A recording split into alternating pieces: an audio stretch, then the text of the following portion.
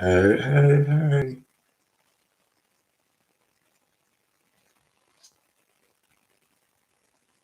Just a quick little hello to the rewatch gang.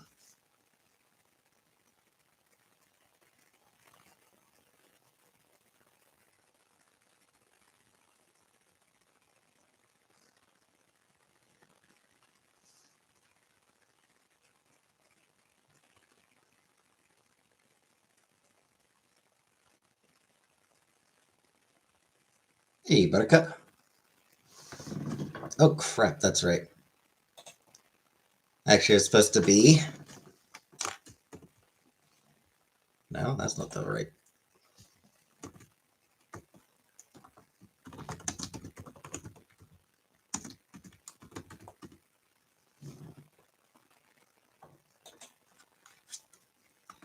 Happy birthday, Madison.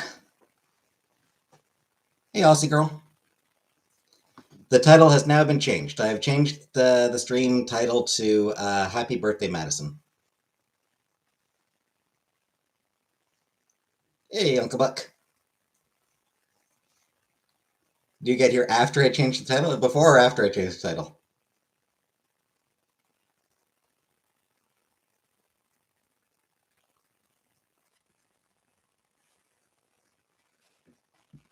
Who's Madison? After? Okay, good. Hey, Hans. Because I actually did give it the wrong title initially.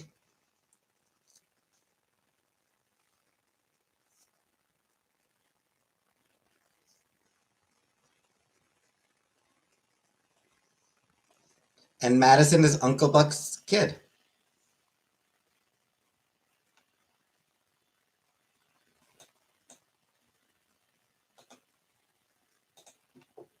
One of them.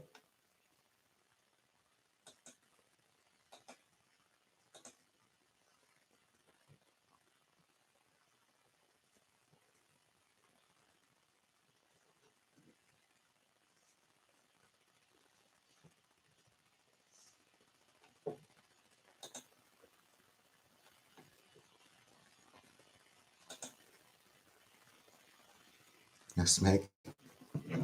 Not tonight.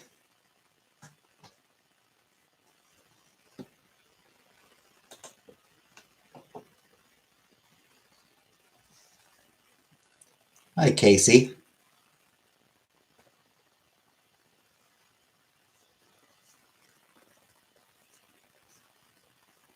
As far as like,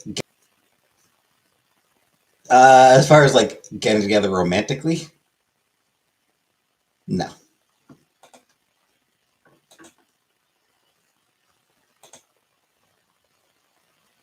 We have been there. We have done that.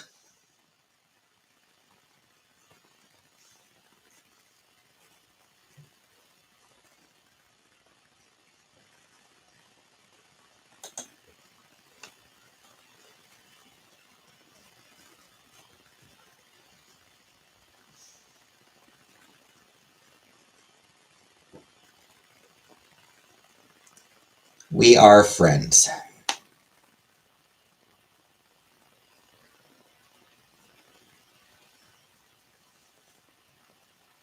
That would, eh,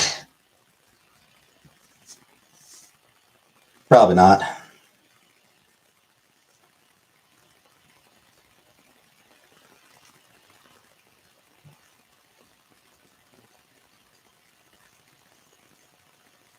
It would be weird at this point. Sometimes friends are a better option. Indeed.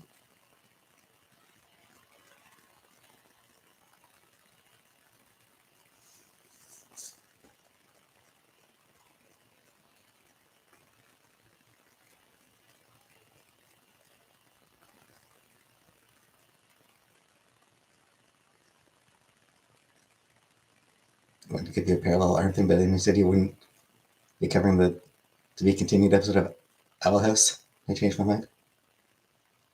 Fair enough. Well, like I said, Uncle Buck, all that means is that you have a reason to watch the full series.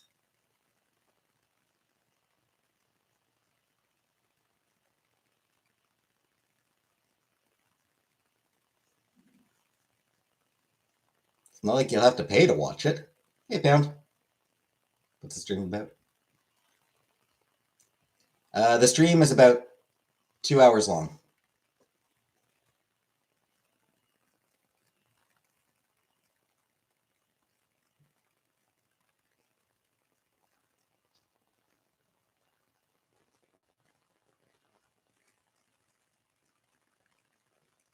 Yeah, I said I was gonna watch. I said I was gonna review.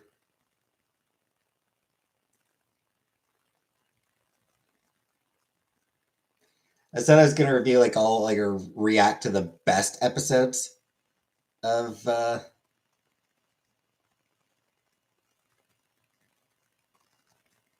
Owl House, but one of the best episodes is the series finale, and I'm not gonna be reacting to the series finale. That just is, you know.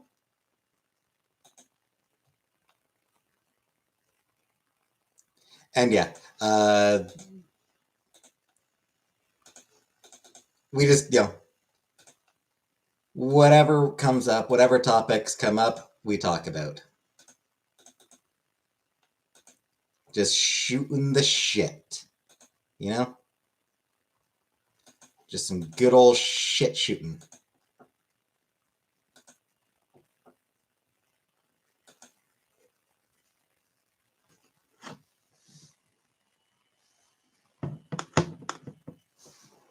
Pow.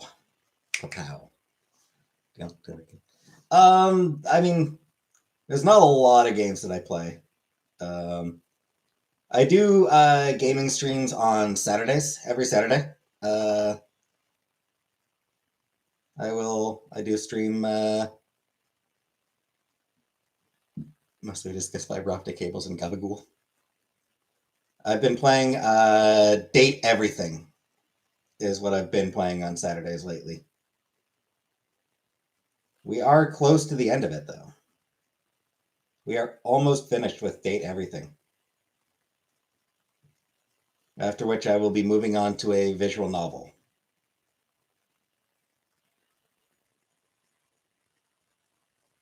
The puns are terrible. But in Date Everything, it's funny. It is funny.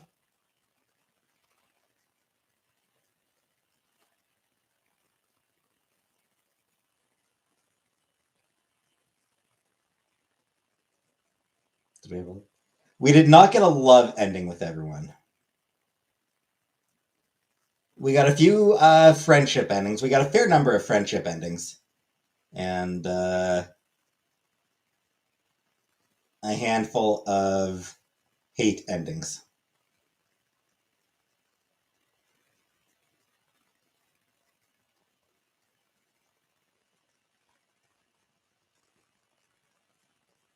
The bed is Betty. Betty, the bed.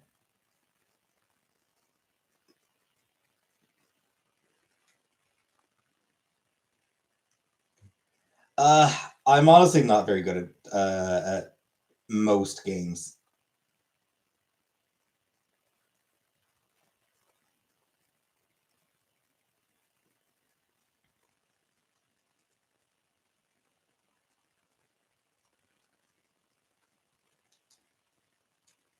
Like I don't have particularly fast.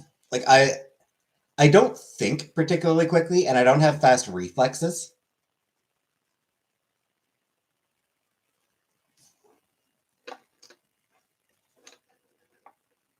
This next visual novel. Seven Kingdoms: The Princess Problem. Scary game. I don't really like horror. I'm not big on horror. Yeah, just to give an example of like me not having good reflexes and like not think quickly. So I'm playing Final Fantasy VII for the channel, for my channel. Just like playing through a let's play of that, pre-recorded videos.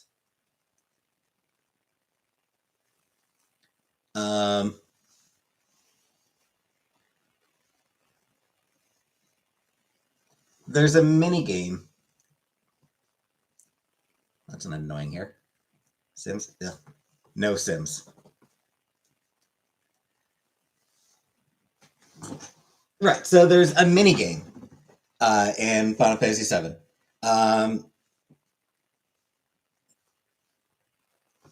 It'll tell you to hit like you know, hit OK, then hit menu, then hit cancel, then hit shift. Like it'll like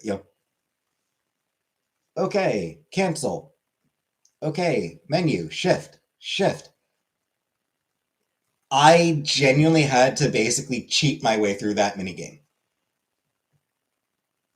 Because basically, whenever I tab out of to a different screen, it automatically pauses the game. So I would switch back over. So like as the instructions for the next prompt come up, I would switch over to my recording software so that I could see what instruction or what button I was going to have to push, and then pop back and push the button. Because trying to do it like the honest way, I struggled. Hey, Callie. My friend went on about it. Don't know where to start.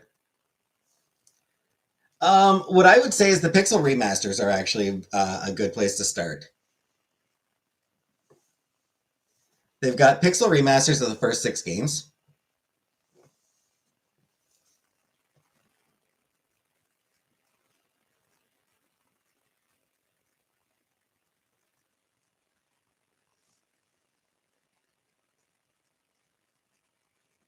Those ones are fairly simple and straightforward.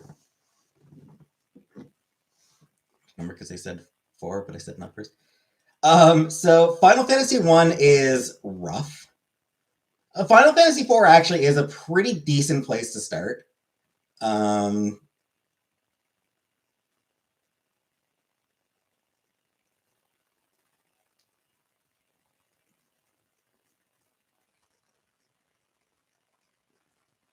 That was sort of when the Final Fantasy 4 is where they really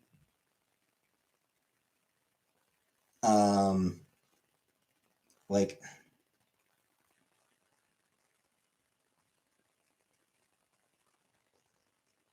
everything came together.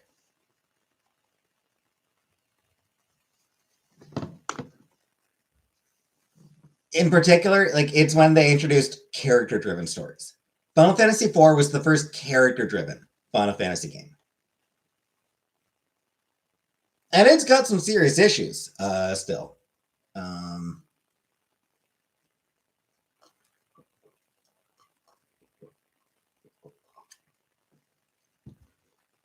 It is still very much a flawed game, but it's the first real, it's the first true Final Fantasy game. Final Fantasy 1, not much of a story, not much in the way of characterization. You know, there's some NPCs who are fairly interesting, but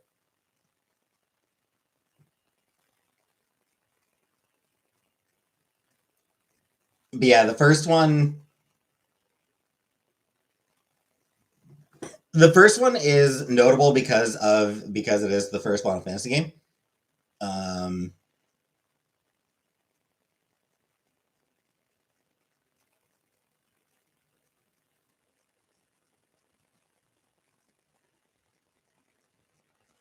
But there's a lot that's missing from it, sort of. Like they were sort of just starting to learn how to do RPGs. Final Fantasy 2 is maybe the weirdest entry in the series in terms of like this does not actually feel like a Final Fantasy game.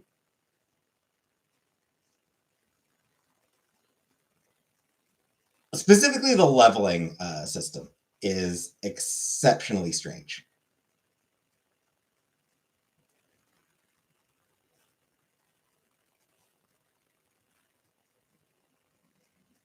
I said because I liked RPG Maker games. Yeah, I mean, like those RPG Maker games. I mean, they're based on old JRPG style games. They're based on old JRPG games like Final Fantasy. You know, like that's sort of what they're going for.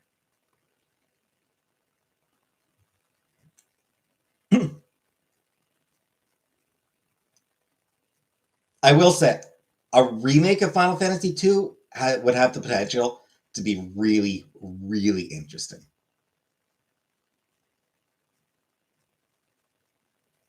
Because it's a pretty heavy story. Final Fantasy II is all about war and like the horrors of war.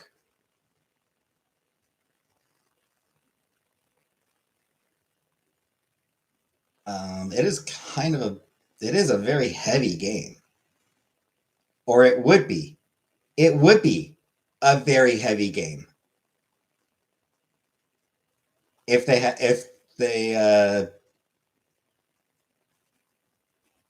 had like the technology to do it, the resources for it. Remake the name. Well, each game is independent. Each game is its own entry.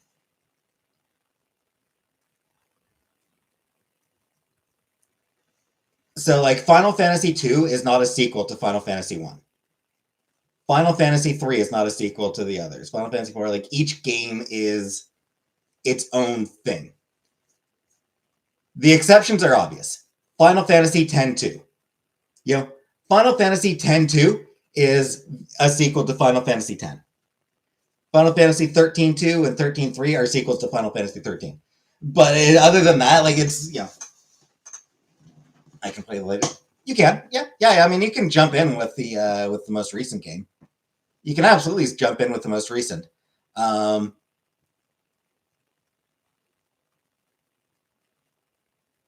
most recent games are not turn-based.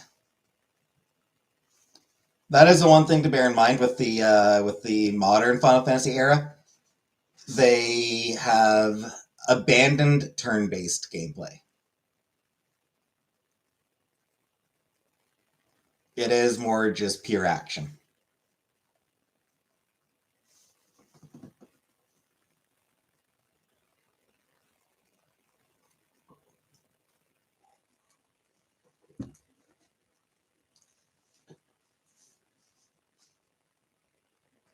Six is honestly the best. Six is probably my favorite. Yeah, Mario RPG is a turn-based, yeah. Or like any, like you mentioned, RPG Maker. Those, you know, those are turn-based games. RPG Maker games, those are turn-based games. Mario RPG is a turn-based game. You know, it's like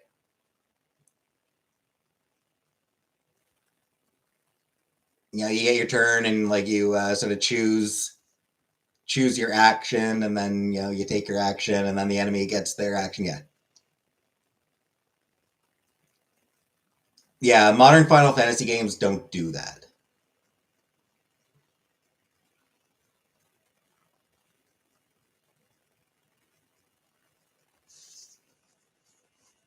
They are more just straight up action.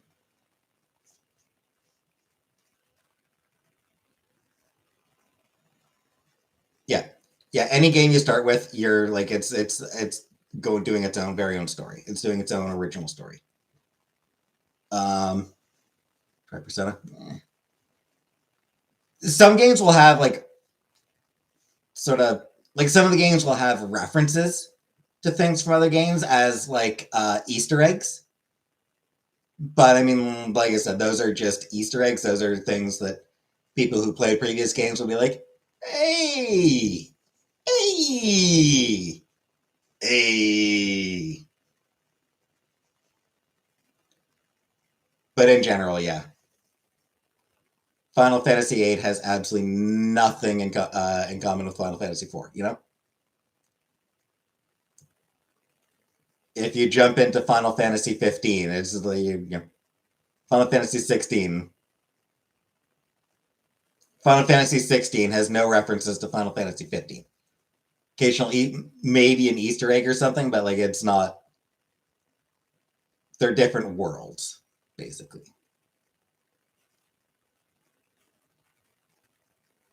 You can see each game as being set in its own world.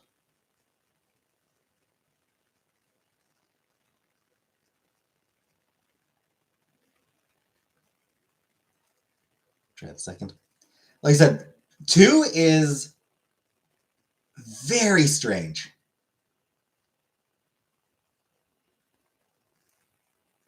because it doesn't have a traditional leveling system. Yeah, it's not level 1, level 2, level 3, fourth one. Fourth one's a good one. Start with. I might actually say 4 is better to start with.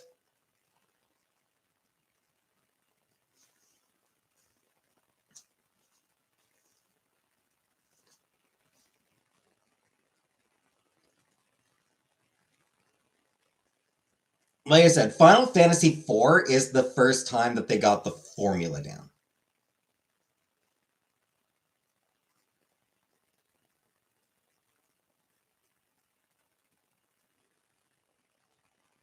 Where the characters are all actually distinctive characters. They're not a lot of the characters are kind of flat.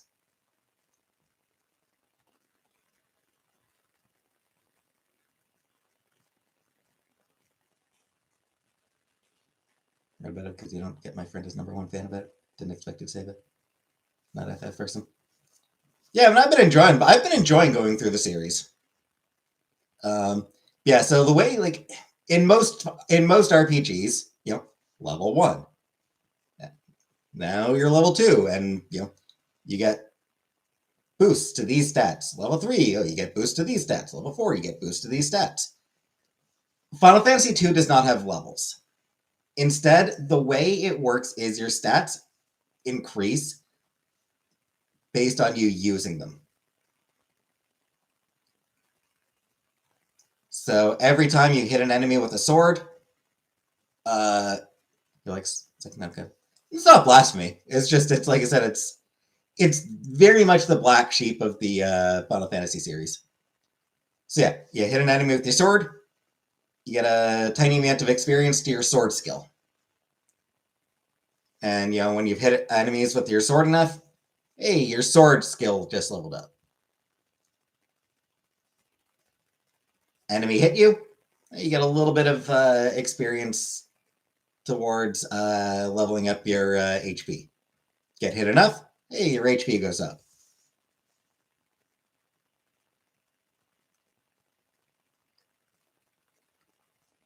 And that part is actually pretty crucial.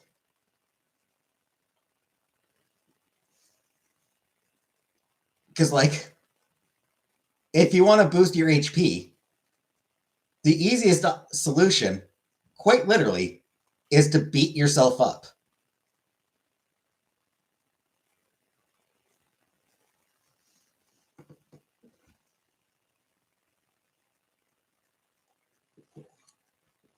Hey, Catherine, glad you were able to stop in.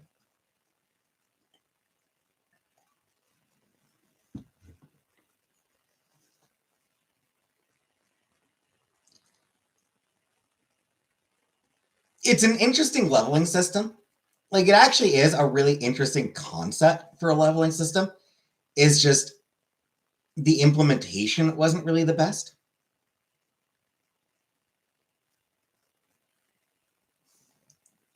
It has been adapted in other games. But as for the story into, I do actually really like Final Fantasy II's story. I just wish that they'd had the capability at the time to really do it justice. It's kind of why I think that a remake of 2 would be really good.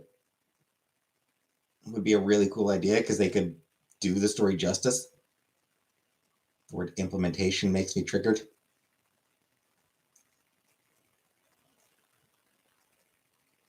Sorry, Softweed.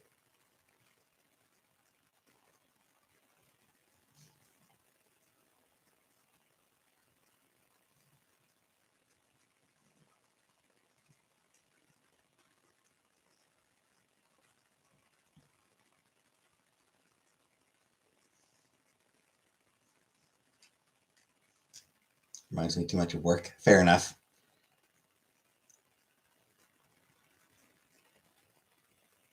Talking Final Fantasy, so I'm lost. Yep.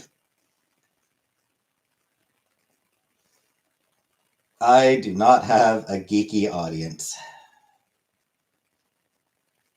I do not have the audience that I should somehow. Or I am not the right fit for my audience. Somehow I am not the right fit for the audience I have. I do not match my audience somehow. Catherine, yeah. We got Catherine, she's geeky. Otherwise, like, so few of my viewers are actually geeks. And all I want to talk about is geek shit.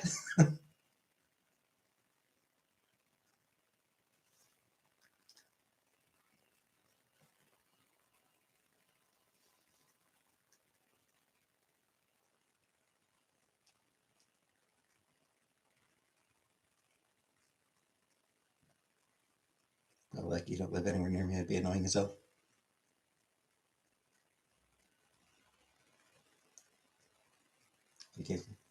I don't really play that many games.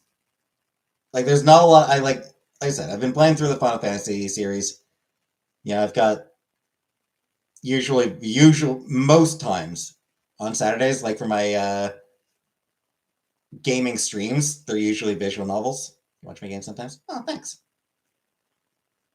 Madison is a geek, so I understand the person, not the subject. Showing up in full costume, holding up a boombox, saying, get in the car, we got no shit to do. Oh, the Final Fantasy.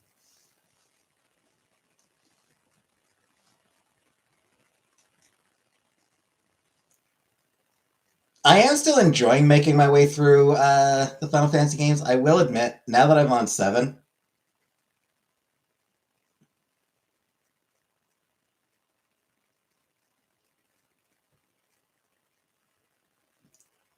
the use of mini games. I'm not a fan of the mini games.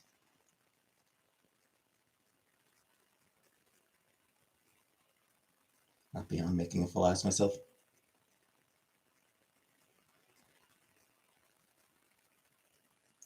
10 and 10-2 are the best in the franchise. Nothing left to say.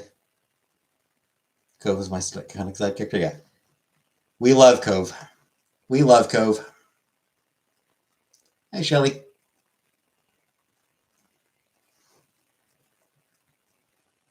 He's our boy.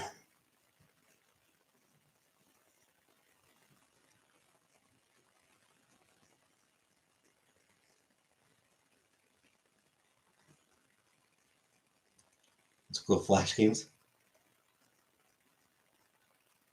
I mean, I think I might have played a couple back in the day.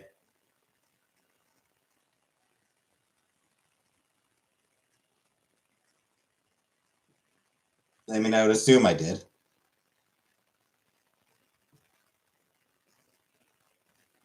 Don't ask me which ones, because I have no recollection.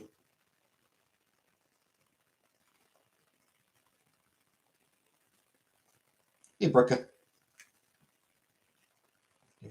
You mean demonetized?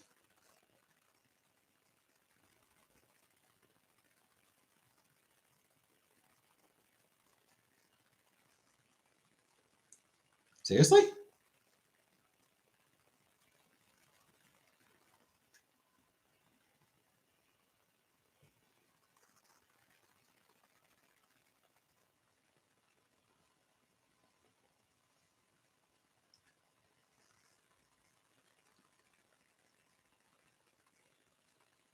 Oh, that's shitty.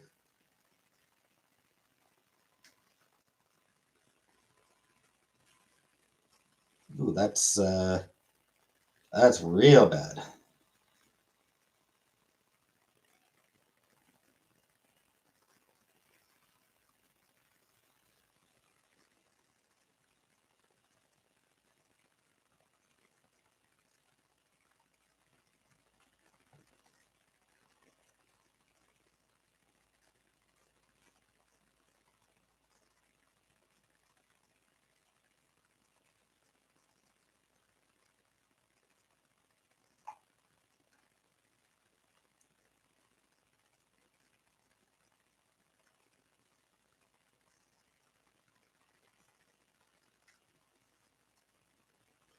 Yeah,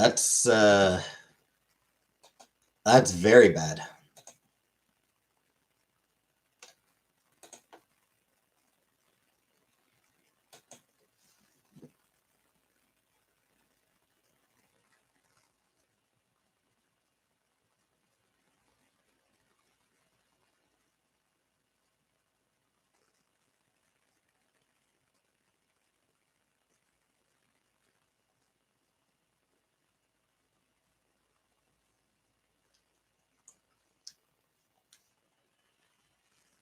Like she said, she'd use her couple channel.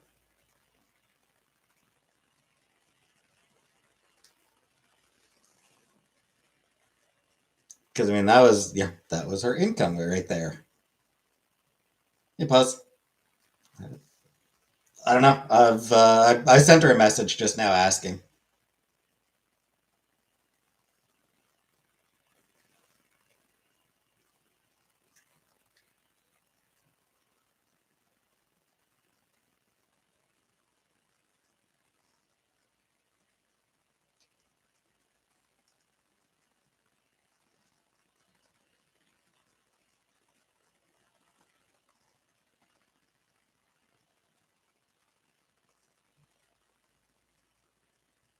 Okay. Yeah, I have no idea what she'll do.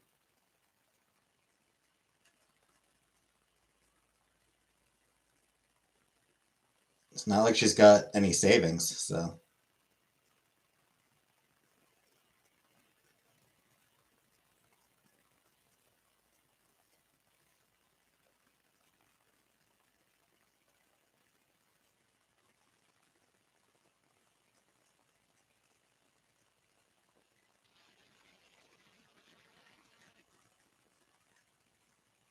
hi, Share Bear.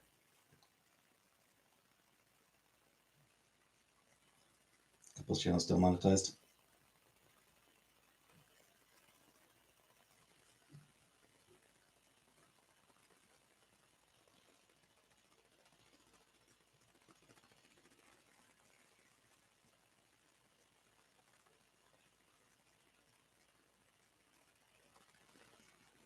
Hey, Danger Otter.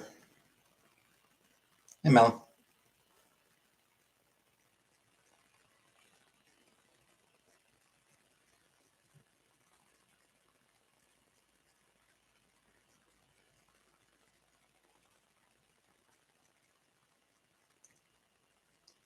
Hey, Ranton. Yeah, that's what people are saying.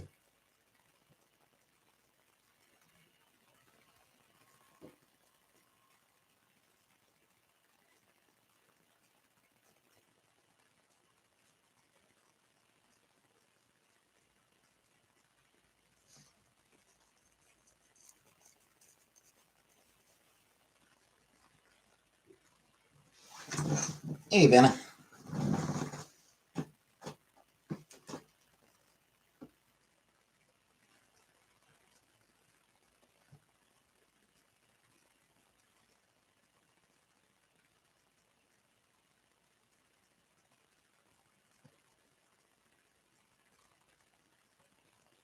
Is 8 or 9 better than 7?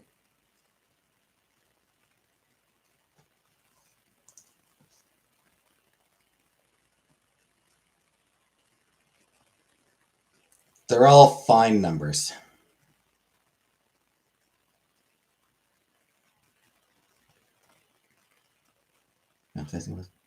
Um, I again, I haven't played 9, but like from the Let's Play that I watched, I do kind of think 9 is better than 7, or at least it's more my taste. Anyway, Catherine, thank you for 10 gift memberships, Catherine. Congratulations to Stanley Pondu, Kate Daniels, Sugar Honey Iced Tea, Angel, Proud Unicorn, Tuna Mahal, or Tune Namahal, Nazira Beauty, Lolo All Day, Hexy, and Marion. How do we go at 8?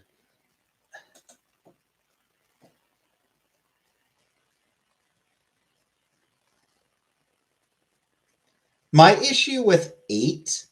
Hey, Alcase. Hey, Gigi.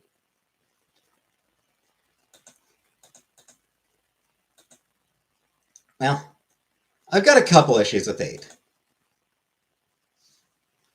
I think my biggest issue with 8 is that the big reveal twist just did not work for me.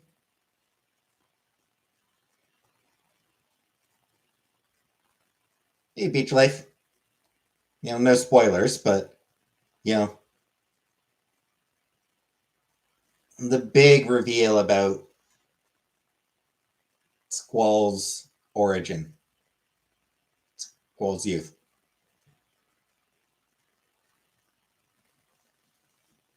Did not like it.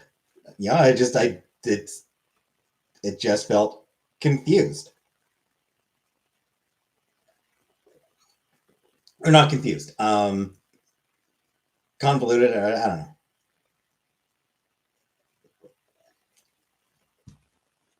I didn't like that twist, that reveal.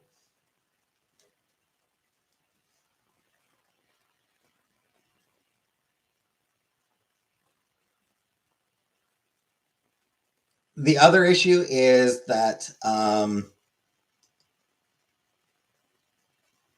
the junction system is confusing and completely fucking broken. 7 was the masterpiece. 15. 7 was sort of like the first big Final Fantasy.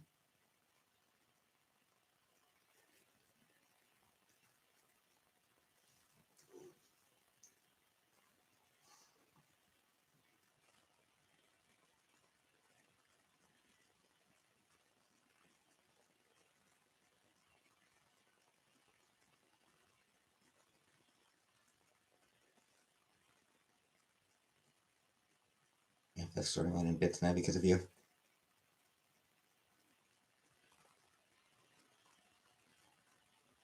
It's the best one of the great games of all time. 6 is probably my favorite.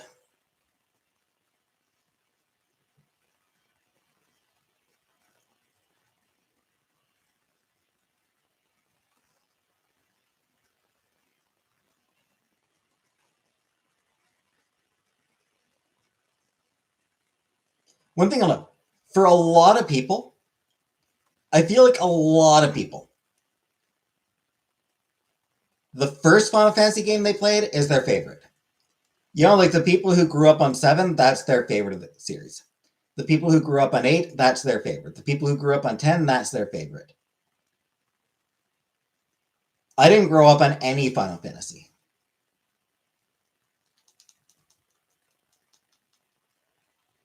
I have no nostalgia glasses for any of it. Did I felt about the Zelda games? And yeah, I mean that's also true. Like I grew up on Ocarina of Time, and that'll always be my favorite of the Zelda games.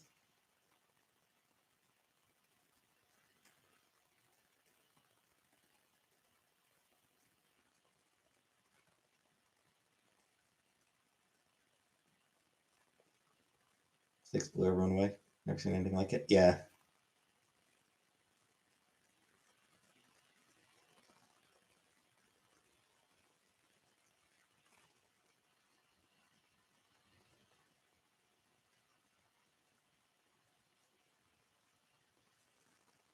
Yes, Fiend. I fucking heard. Christ. This stream is just going to be people coming in and. Hey, Aper. I feel like the rest of the stream is just going to be people coming in and being like, hey, did you hear Chantel got a man? Did you hear Rudy got a man? Did you hear? Did you hear? Did you hear? Squall and Cypher, who's the bottom?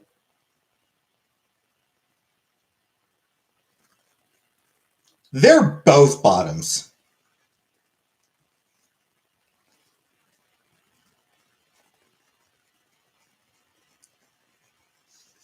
Squall and Cypher are both absolutely bottoms. Why do you think they don't get along very well? Neither of them wants to top.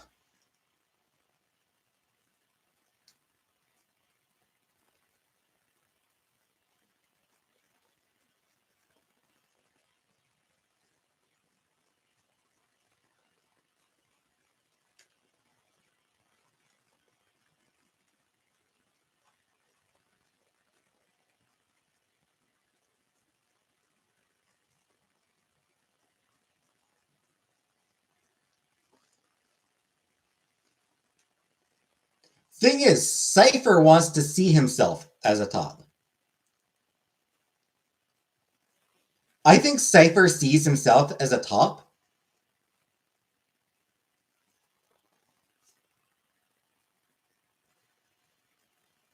But he's absolutely a bottom.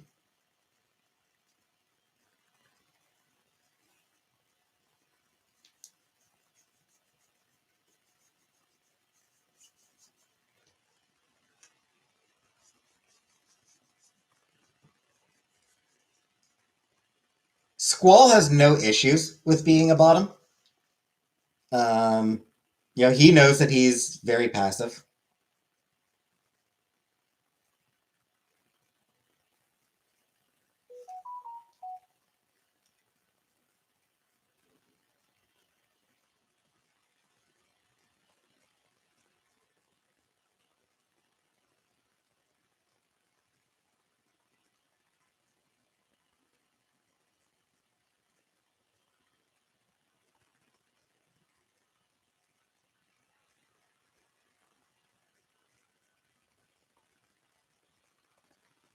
Don't understand your reasoning. Uncle Buck's quarter. The reference to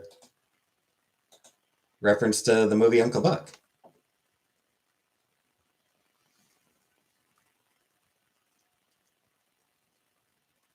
I was trying to pontificate on which FF characters are top, bottoms, or tops. That's what I do.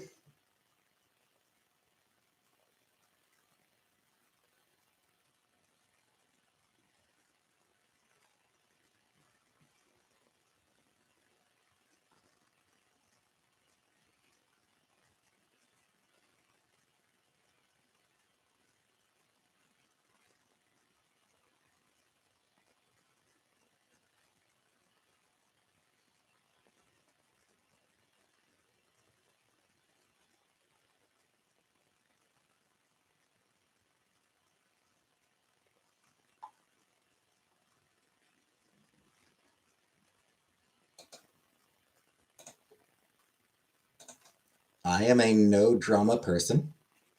Good time around here? Yep.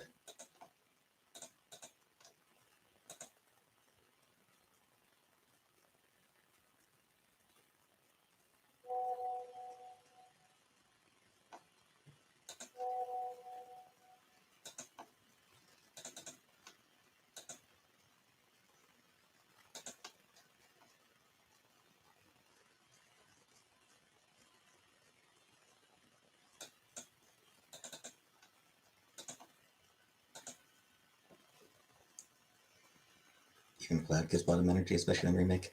Yeah.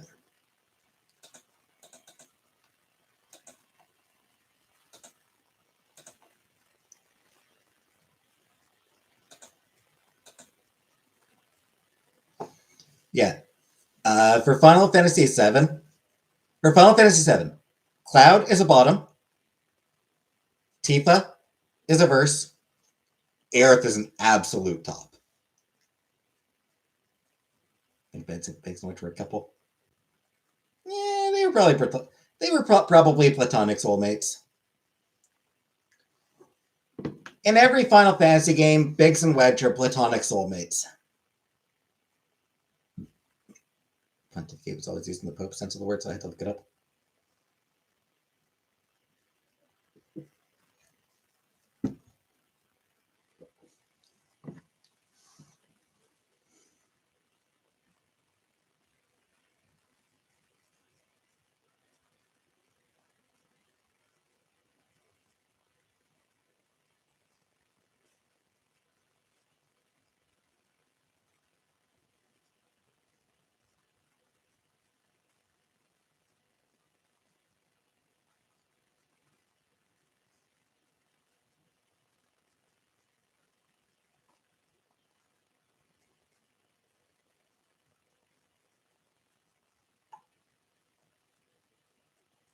Always a Sid, yes.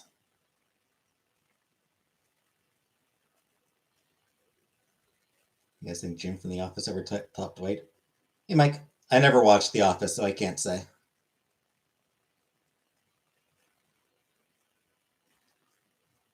Owl House, by the way, Uncle Buck.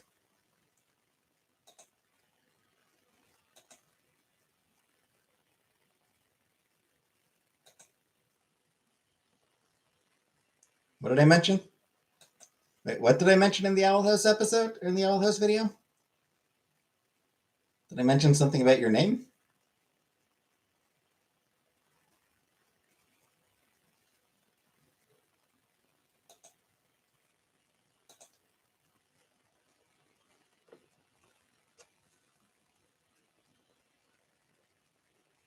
Oh, pontificate. Ah. Yes, Prairie. We know. We all know. We've all seen. I mean, I haven't seen, but Catherine, thank you for 10 more gift memberships, Catherine. Congratulations. Diving with Blasted Berry. Godzillers. Yo Uday. Udi. Kool-Aid Kenzie. Nicole. Mrs. Abernathy. Lake Girl. Velvet Heart. A Beautiful Mess. And Gemini Gem.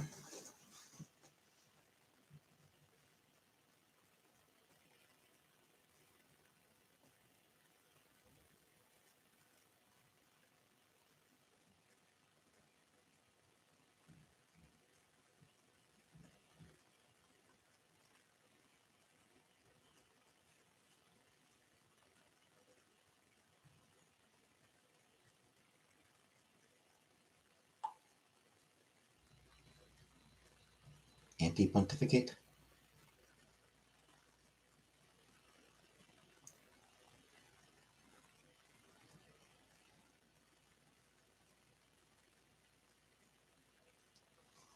Got skipped twice. I mean, Buttercup's been getting skipped for years.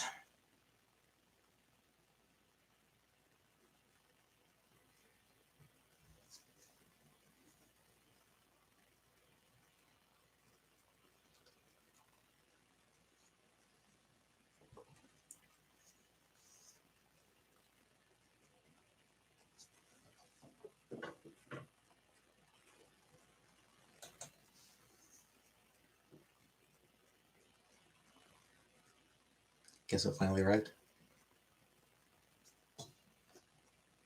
Not my package.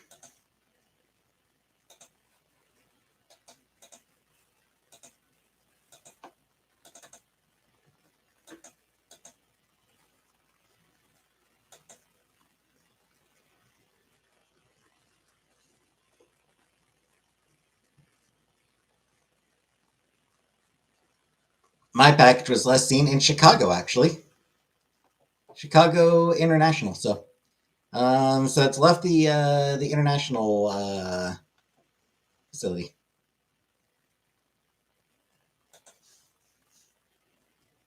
Lego X Mansion. Nice.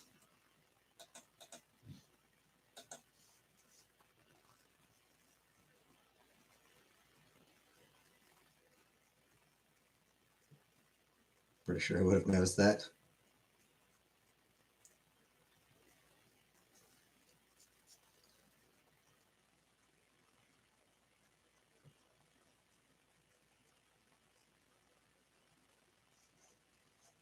There's an account I follow on Blue Sky. They got the Lego Enterprise, USS Enterprise from Star Trek Next Generation. And they posted some photos of them, like, progress photos of them assembling it. I was like, kind of want it. Snowbank Theory might have not been a theory at all yet. Yeah, got stuck in a snowbank for a few days yet. Love Star Trek.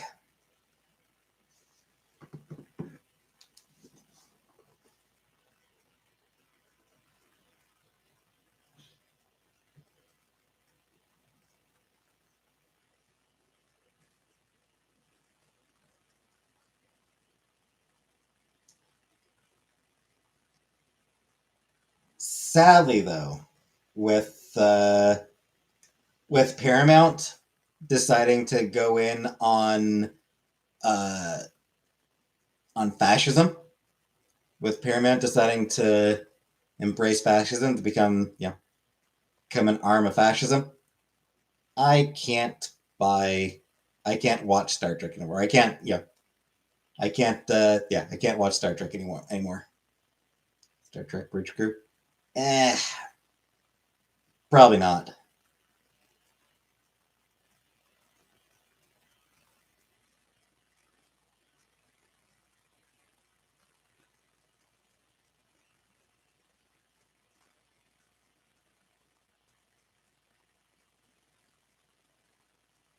Paramount embracing fascism. So it's now controlled by Larry Ellison, who is very much a Trump guy. Like the guy who runs Paramount now is an associate of Trump, and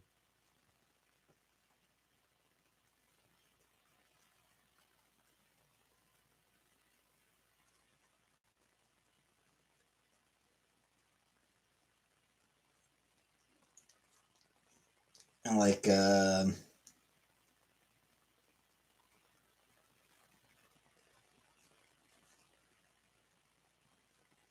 basically is shifting the company's priorities to be pro Trump. Changing Voyager, Amazing Forever. DS9 as well. DS9 is probably the best Star Trek. DS9 is probably the best of that era of Star Trek.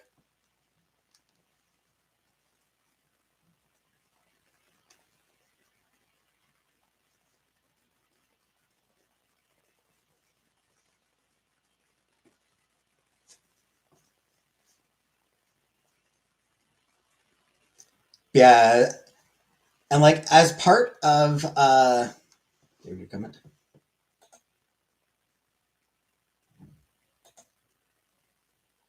Oh, I bought Madison the Tuxedo Cat Lego for her birthday. Aw, can't wait for her to get home to open it. Oh, that sounds cute.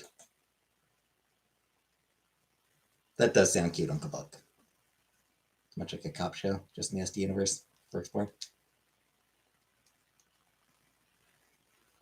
Eh.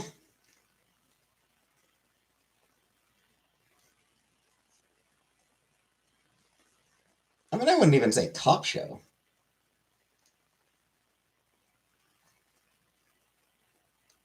I wouldn't say DS9 is like a cop show. It's hey, Rebecca. Like it is, it's not traditional Star Trek in the sense of like, exploring the galaxy. It is,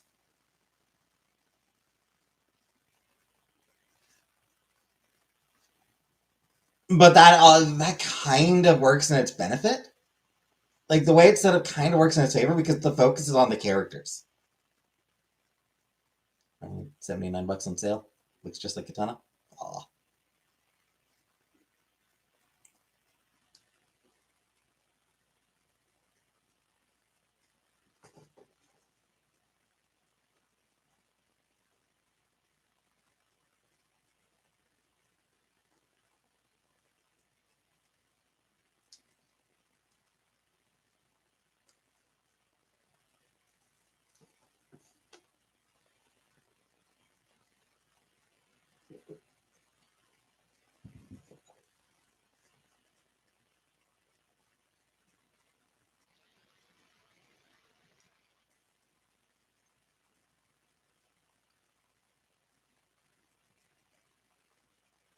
Yeah, I did like the fact that DS9 was a lot more character driven.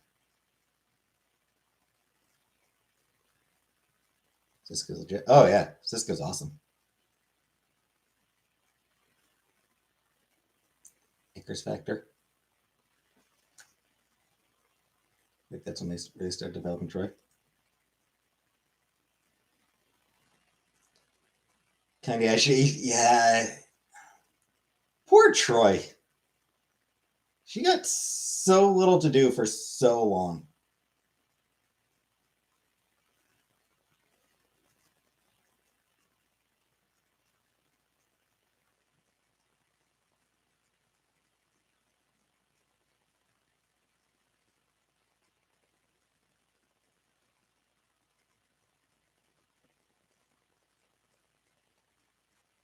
even after the Icarus factor, it took so much longer for them to actually really do anything with it.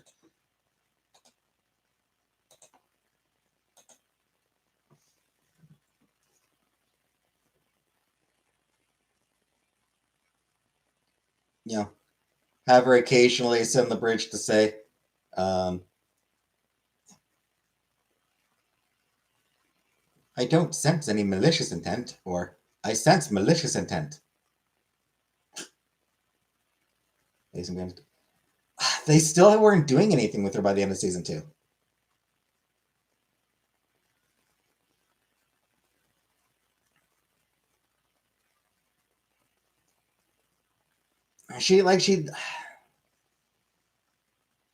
She'd get a couple episodes here and there. Her strained relationship with her mother was always fun. Wrong choice, the mom episode. I honestly kind of loved. I loved Loxana.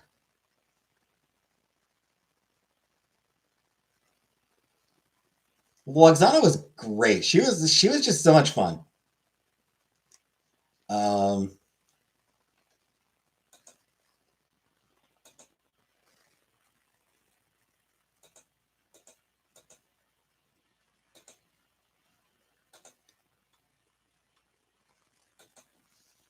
Yeah, I mean, as far as Deanna goes, it's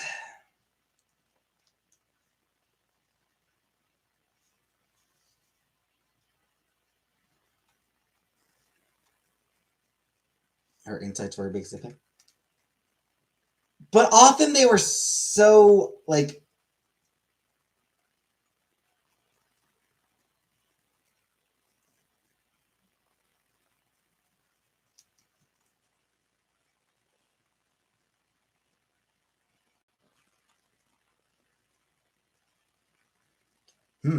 I'm sensing Punchy McEvil Face has violent intentions.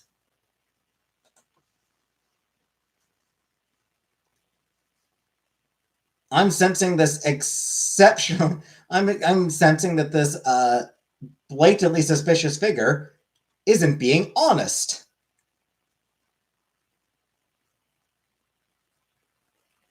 Hold my bear. Who's your favorite Next Generation character? I don't know. I don't really know. Probably Picard.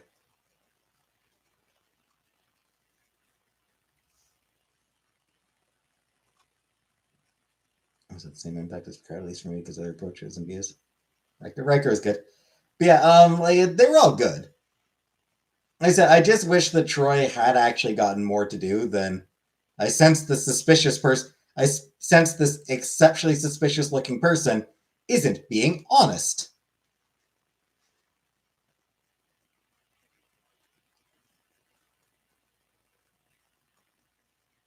It's like, yes, thank you.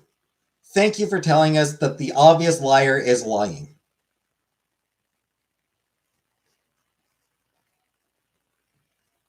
It's just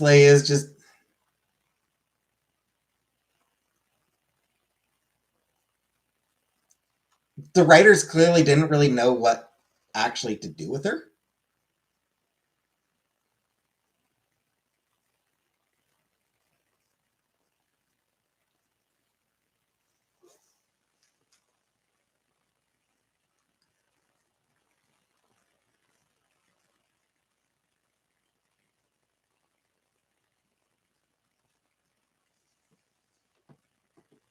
I will say the best thing that was ever done, the best thing that happened to her on that show, people who are really good at their jobs working together. Yeah, pretty much. It was like very optimistic and everything. But yeah, I will say the best thing to ever happen to Troy was getting a uniform. That was the moment where Troy actually started to be treated as an actual character. Hey, Rock, a real member of the cast and like a real member of the crew. That was when they started actually like, oh, we can actually have, we can actually do shit with her.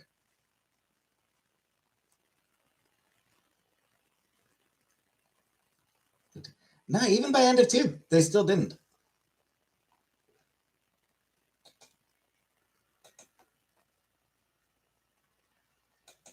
Hey, Foofer. I mean, that's what people are saying.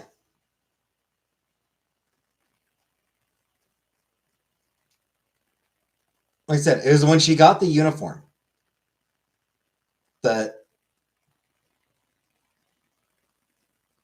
she really started to matter. All right, good night, Killface.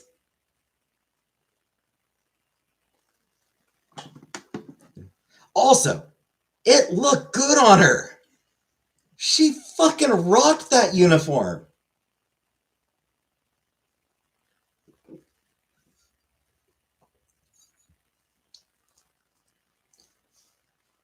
Oh, it just looked so good on her. Still the impact before. Very little.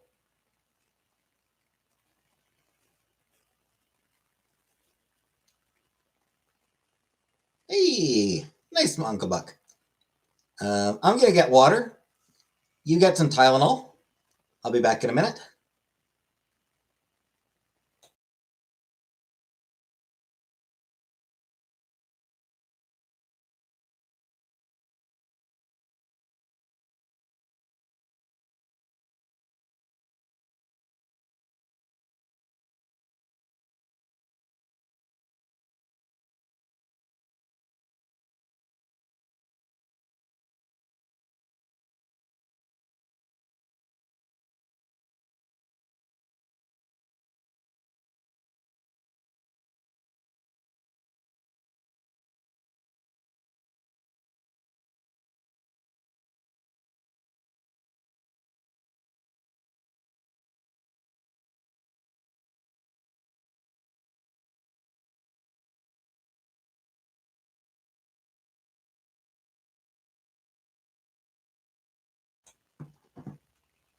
Hey, Big Turks.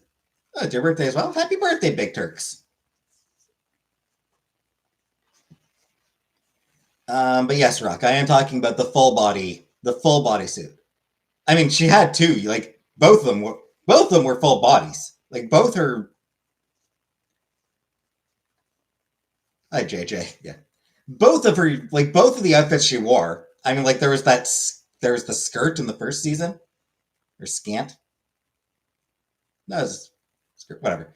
Like that skirt in the first season, that was honestly just kind of ugly. Somehow, like it just, yeah, it was just. Yeah. But like, then she started wearing that gray thing, which, as your shirt said, Lila Cheney, Milky Way Tour 86. So yeah, like her gray bodysuit, it was it was fine, I guess. But somehow the uniform, like the official, like when she started wearing the official Starfleet uniform, somehow it fit her, like somehow it accentuated her figure better than the bodysuit did.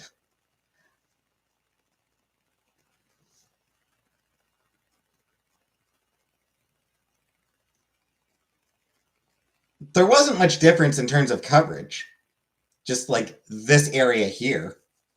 Yeah, like the very, very upper chest was the only difference in terms of what was covered.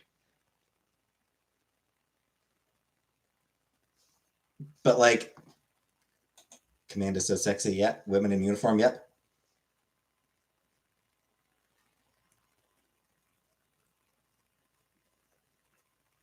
But here's the thing I find funny. So, I think it was like season 6 that she started wearing it. So yeah, season 6, Troy starts wearing uniform, looks fucking amazing. Near the end of Deep Space Nine, Kira started wearing a Starfleet uniform, looked fucking amazing. Although I think Nana Visitor could have pulled off any goddamn outfit. She is just a gorgeous woman. But yeah, looked fucking amazing. I am still bitter about the fact that they never let 7 of 9 wear a Starfleet uniform. Season 7, Season 7 of Voyager. 7 of 9 should have put on the uniform.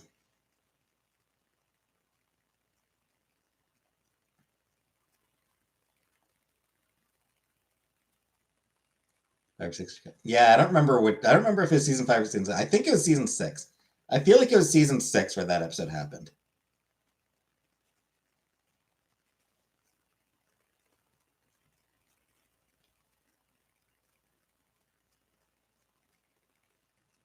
Like there were a couple episodes where where Seven did wear a uniform and rocked it. It's like fuckers, let her wear let her wear the full goddamn uniform. Like make that her new outfit for the rest of the season. Yo, you're canceled anywhere. You're ending after season 7 anywhere anyway.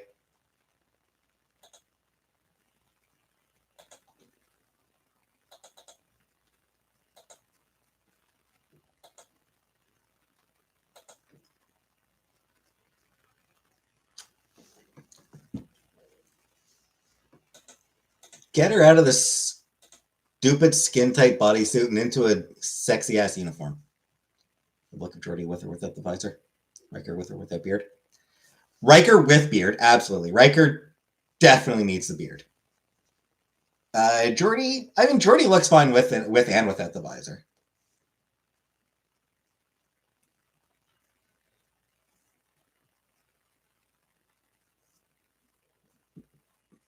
The visor was very cool as like a prosthetic.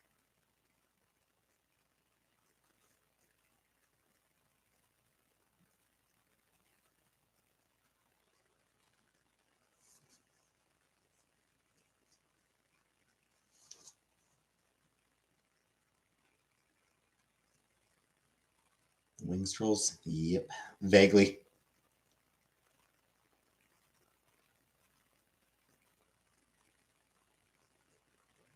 You have to make the hardest choice. Your feelings aside to save the ship.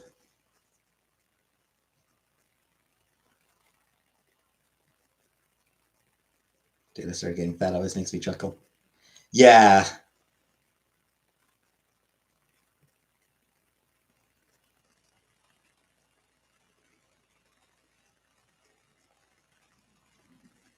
A little bit, yeah. Started getting a bit weird by the end.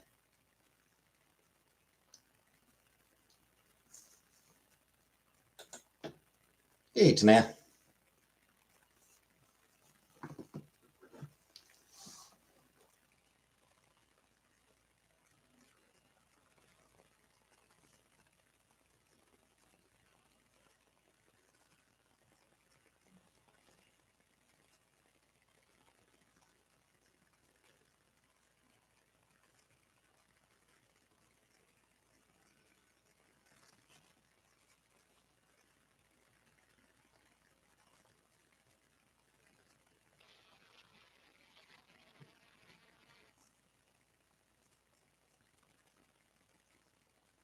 I always wondered what human diabetes would be like. My favorite Final Fantasy to play so far? 6. Jordy installs the emotional eating chip. Yeah, 6 has been my favorite so far.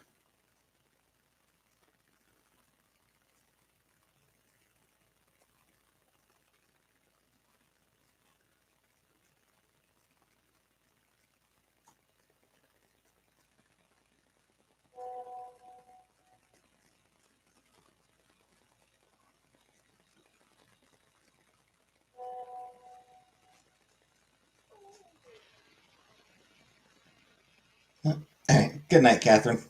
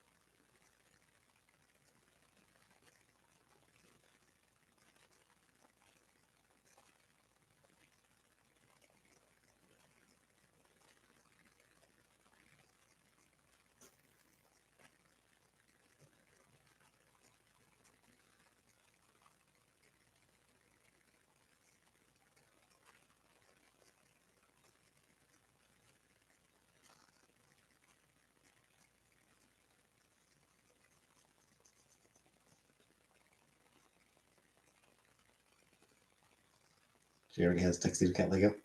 Yay!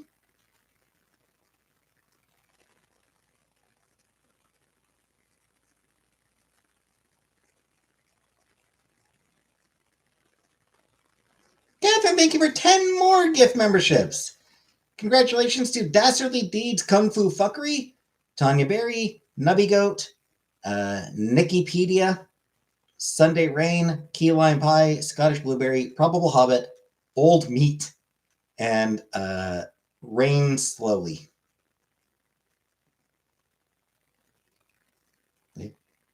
Oh, you mean she actually the cat? She bought the cat herself? Well, now she'll just have 2 cats.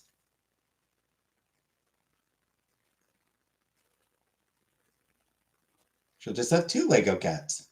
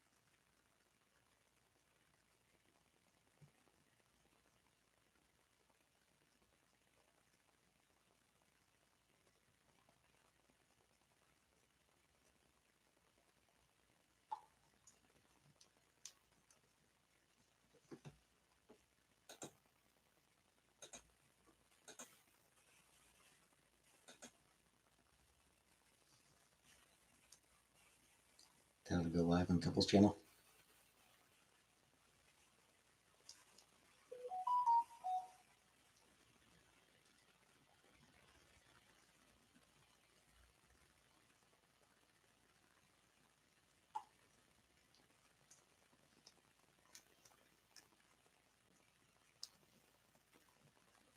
I mean, I think she's still allowed to go live on her channel. She's just not going to make money off it. So, hey, Rachel. No, this is a chair I've had for like 5 years now. I've had this chair forever. I do actually need to get a new one. I do need to get a new chair. Keep one boxed up as a collectible.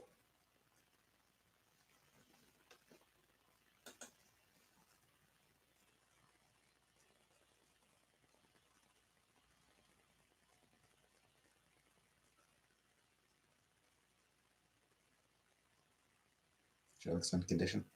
Oh, if you could see like below the camera, like it looks great from like here up. You know, the parts of the chair that don't really get a whole lot of use. But the seat, if you could see the seat, you'd be like, oh shit, yeah, you need to replace it. Cover chair, none of it belongs to me. Armrest as well. This armrest is the right armrest is showing some wear and tear. Like there's well, not even some. The right armrest is definitely wearing down, but the left armrest, because it's where because like when I'm sitting here, I've got my arm right on this armrest. No, it's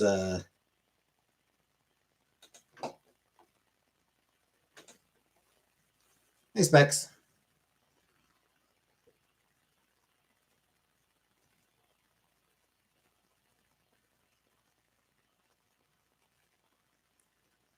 You're not Block Fox. I'm just ignoring your questions. Play with my man of 3 years. So over it. What is some people dealing scream about nothing so much? Hi, Jiggle. Yeah, it sucks. Still from a new job. Fucking what fucking job right now? For the next month, my new job is non-existent. Like literally, they're not going to give me any hours until January 12th at the earliest. I need an actual fucking job. Like it wasn't paying, like it wasn't giving me any hours to begin with. Like I was getting so few hours to begin with. And at this point, yeah, literally nothing.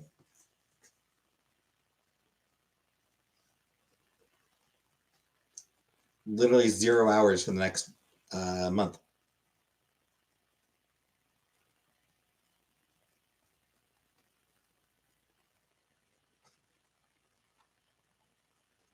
He steal a scream, cry, throw, complete tantrum. That's from a young hubby passed away from cancer and his doctor screwed up. My condolences on that. Yeah, that's rough.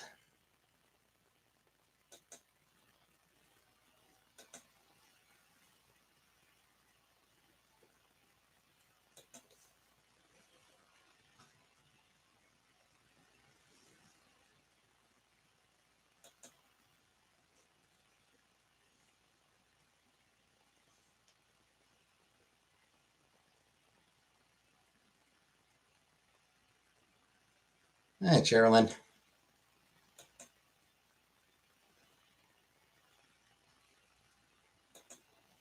Jesus Christ.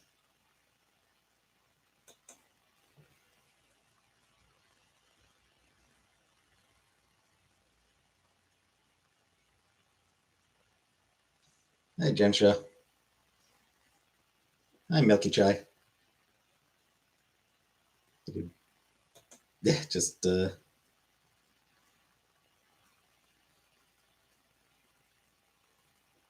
yeah, timing out. Yeah, it's very well may end up being a good thing I didn't. Yeah,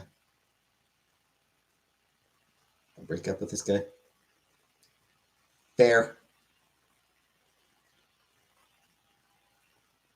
Like my top. Thanks. For those ladies in my closet. Only one of them is actually a lady. So this is Cove. This is Cove. He's from the visual novel Our Life, Beginnings and Always. He is our boy. This is Fang. They are from the visual novel / rhythm game Goodbye Volcano High. They are a dinosaur and they are non-binary. And this is Cheka.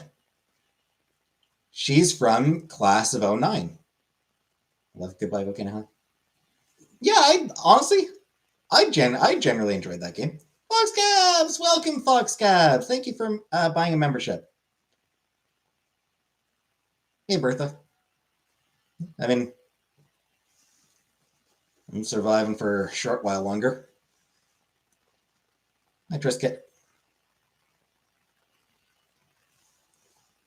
That is not Paula Dean. No, this is Cove. Mecha anime. I don't really watch any of it. Like I watched Neon Genesis Evangelion, but I feel like that's less a mecha anime, more a depression anime.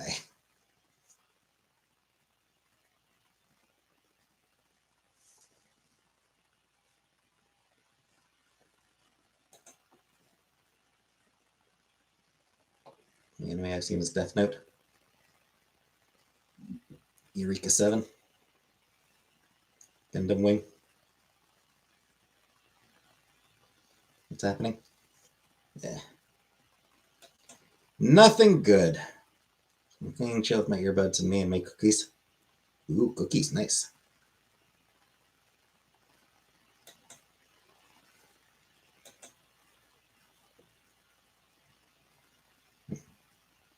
Good night, Bertha.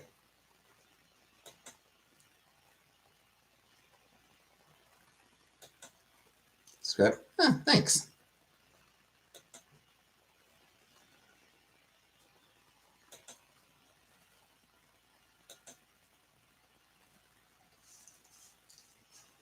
Yeah, life's awful. Life sucks. Everything's awful. Everything's terrible.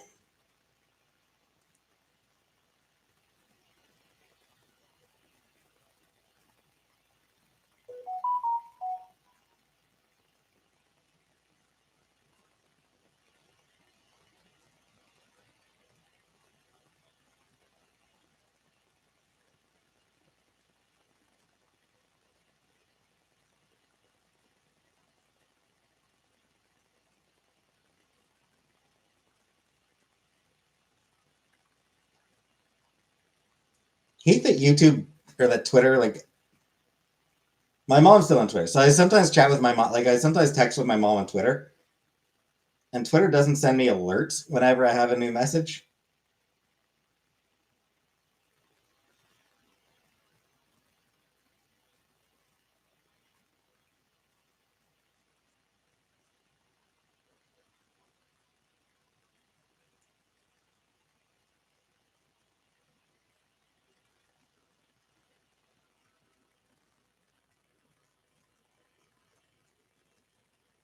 So annoying. How much tree you need to make can of butter? I have no idea. It was my favorite comedian, Louis C.K. Not in a long ass time.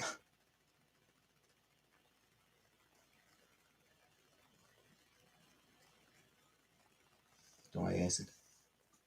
Eh. I deleted all my tweets, but like there's still a couple accounts on there that I do still follow. Love Louis C.K. I used to really enjoy Louis C.K. I used to think he was really funny.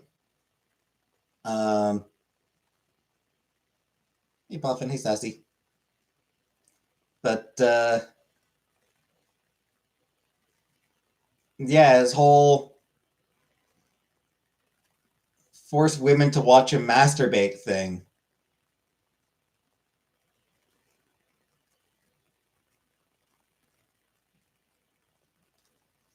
kind of soured me on the dude. Hey Atman, that very much soured me on him. So as far as my favorite comedian, I don't know.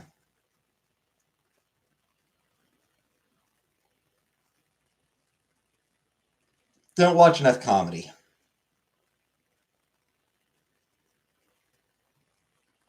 Robin Williams was great, obviously. But, hi, Brave. Watching like. No, I don't believe I would. I don't believe I would be interested in that. Hi, Freya.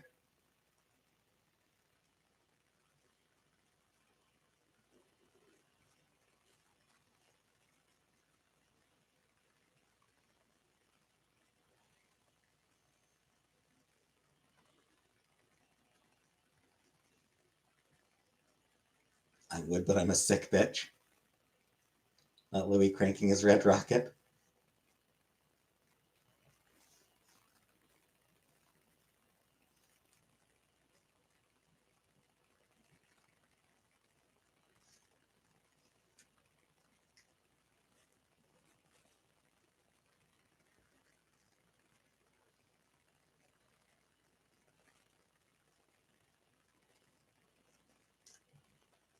Spill the tea.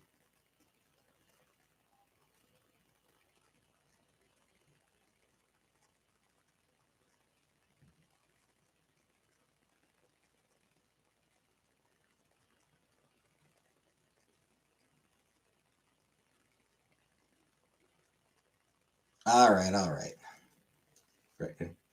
Oh, I absolutely do not regret cutting my hair.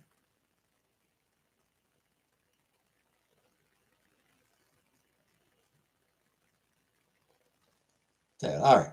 You want some tea? All right.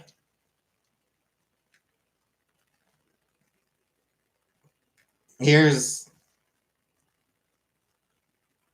here's one thing I will reveal.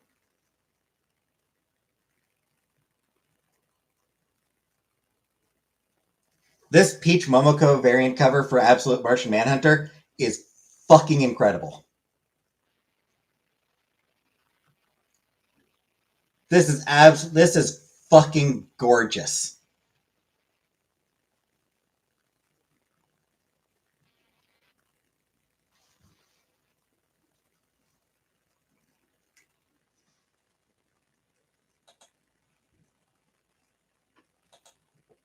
Looks like watercolor.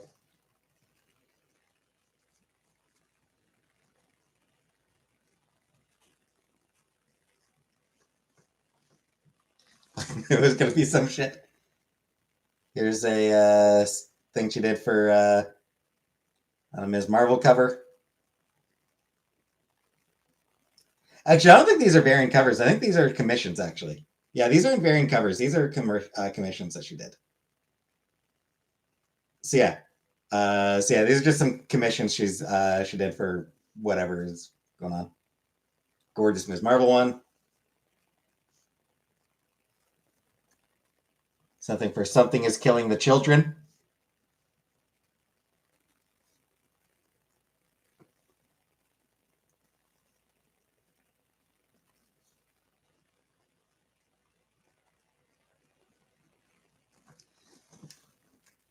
Fuck, her art is beautiful. Thought you were serious. I right? Please to your disappointment. Thanks, Buttercup.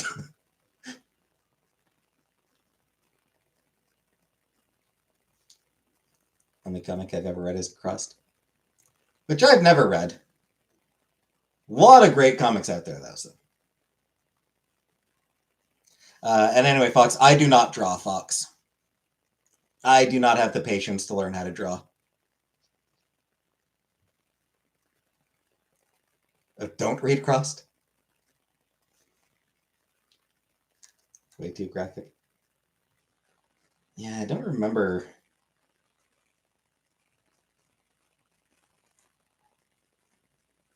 Like, I did hear of it. Who was it?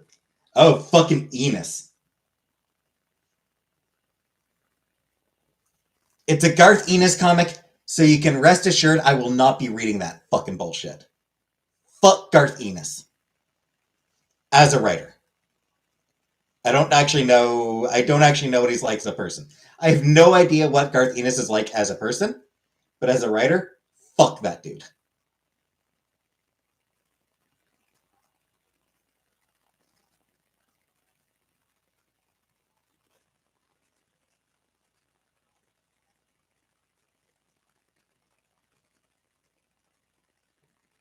What else has he written? Um,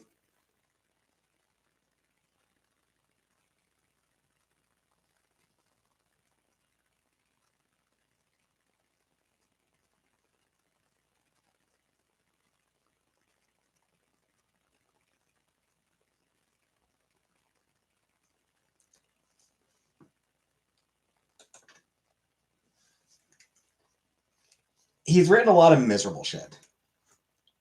He had an extended Punisher run, which actually started off like really good. Like he did Punisher Max. He did Punisher Max, and like his run started off actually pretty good, but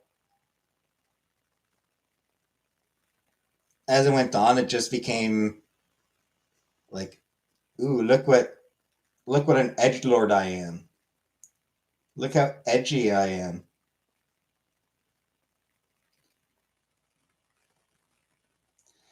He also wrote The Boys. That's probably his actually biggest thing is The Boys, which again, utterly miserable bullshit. Texting with your best friend Bailey should be here any moment. Oh, nice specs. He wrote Preacher, which actually like is very critically acclaimed.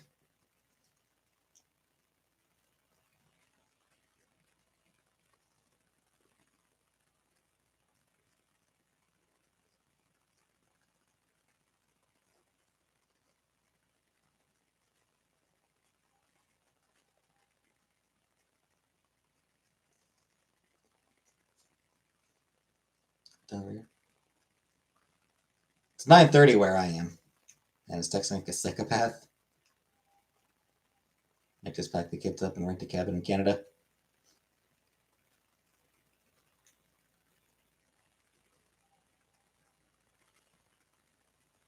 Hello, Bailey.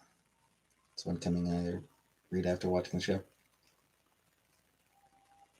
You're radioactive. Oh, one comic I read. So yeah, Preacher apparently, like Preacher, from what I can gather, actually does seem to be a good one.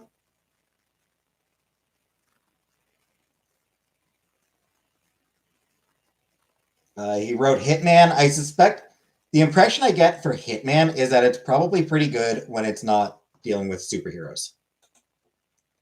Because Garth Ennis hates superheroes conceptually.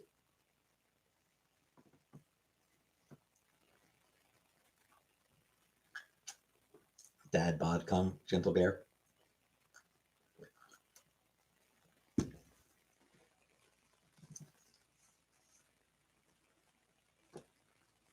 Like Garth Ennis is one of those comic writers who does actually kind of hate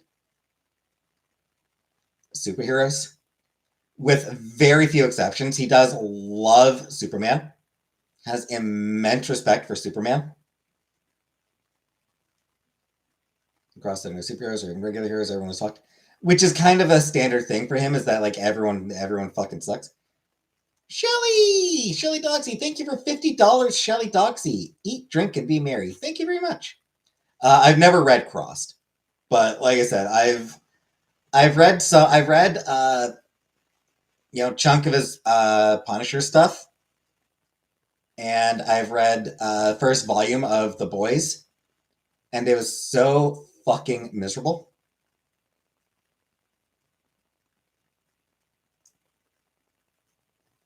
Some people here asking to spill some tea. I think you're talking about comic books. Yeah.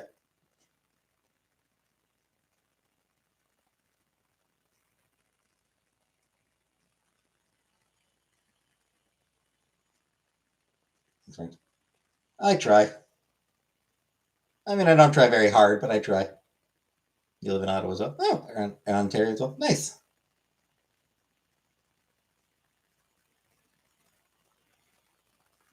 Gotta let that one do. Cavill? Henry Cavill?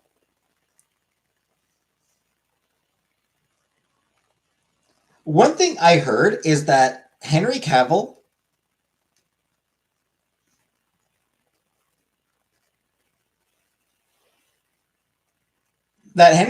was a great Superman who just wasn't given Superman as the proper role. You know, like if he'd been allowed to actually play Superman, he would have been amazing.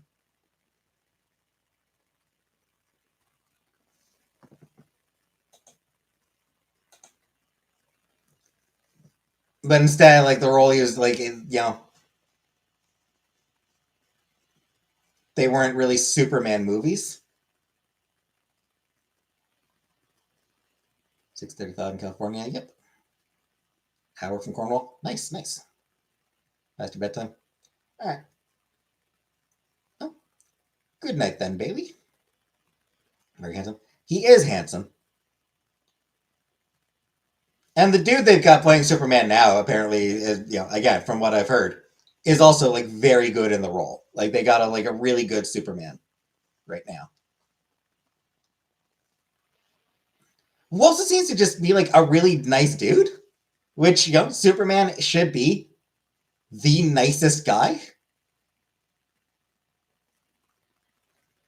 Guys who are ugly hot, Henry's too perfect.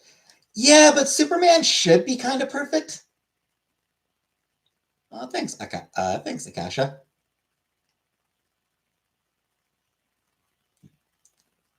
All right. Bye, Specs. Enjoy supper.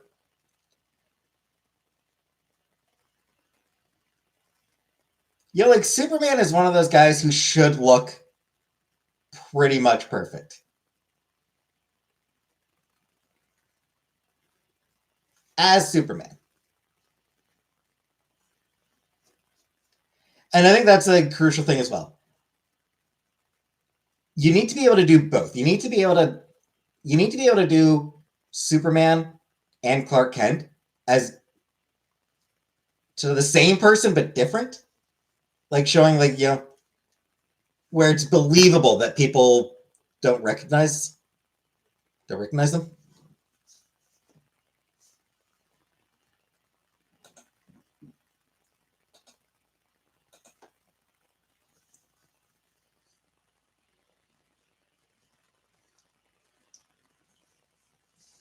Hey, Joanna.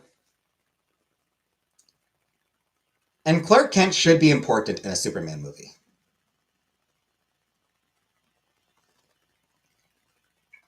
Clark Kent should matter. Same as in any Batman movie, Bruce Wayne should actually matter.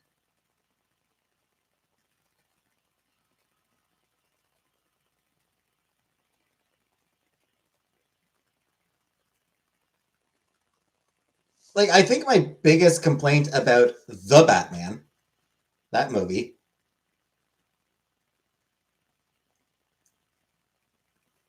was how little Bruce Wayne mattered.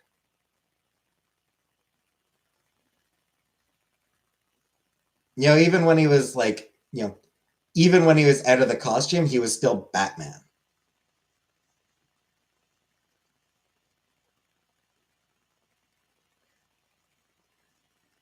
Like Batman, Superman, their secret identities do matter. They are hugely important.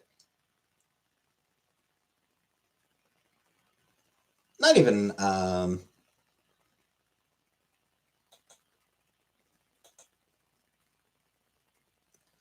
not even secret identities, actually. They're not even really secret identities. They're just flip sides of themselves. It's these normal feelings when they're out of costume, their insecurities. Not just that. I mean, yes, that, but I mean, not just that. So,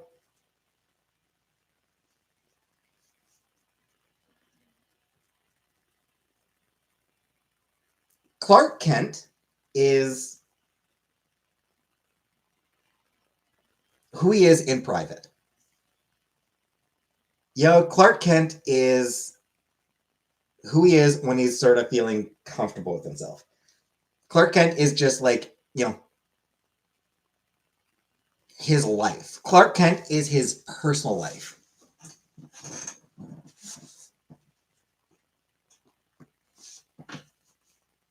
Superman is the mask he puts on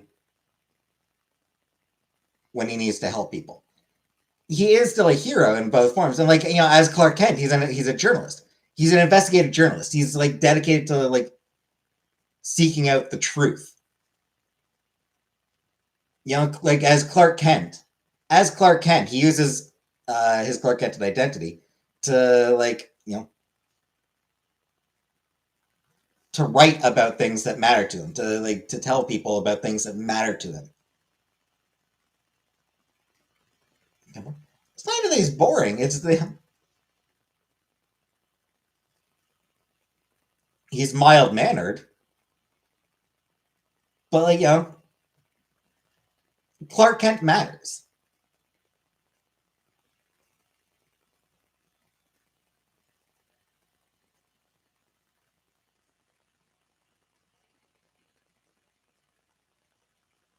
Superman goes out and saves lives in big showy ways. Clark Kent, ideally, Clark Kent should be looking to save lives in like more institutional ways. People watch superhero movies for the action parts, most of them don't care about those parts. I think they do care. I love the Joker movie because it's more psychological. I think people do care about those parts. Like, if you do a Superman movie where Clark Kent is a big part of the story, people will still love that.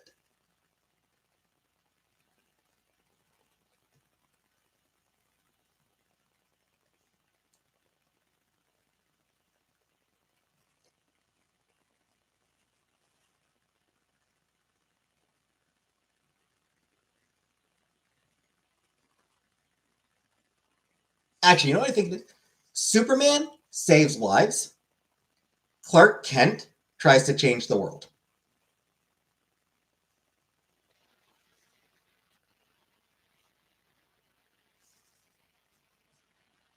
Clark Kent tries to make a difference.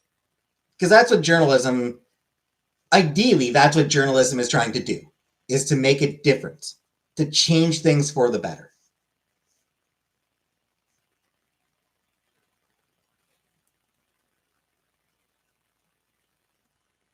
So Clark Kent wants to change things.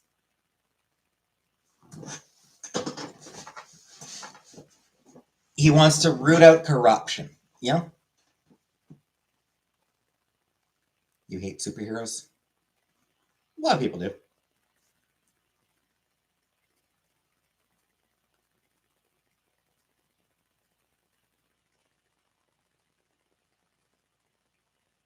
Oh, yes. Talk to your kid, Uncle Buck. Absolutely. Talk to your child. Guess which three?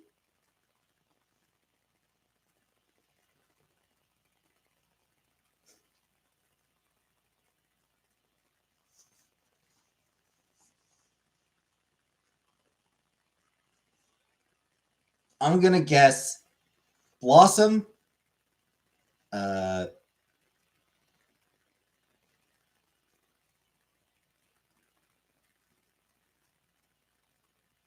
Blossom, Buttercup, Bubbles. I'm going to guess Blossom, Bubbles, and Princess. Hi, Jerry. Harley Quinn cartoon. Never watched it. And by the way, bisexual. She's bisexual in it.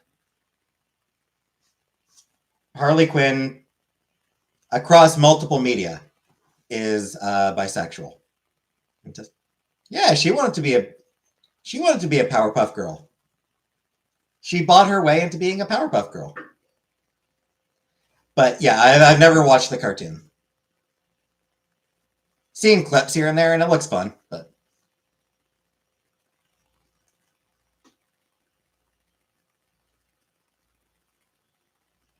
Poison Ivy is your favorite hero? I mean, she's an anti-villain. She's not even an anti-hero. She's an anti-villain.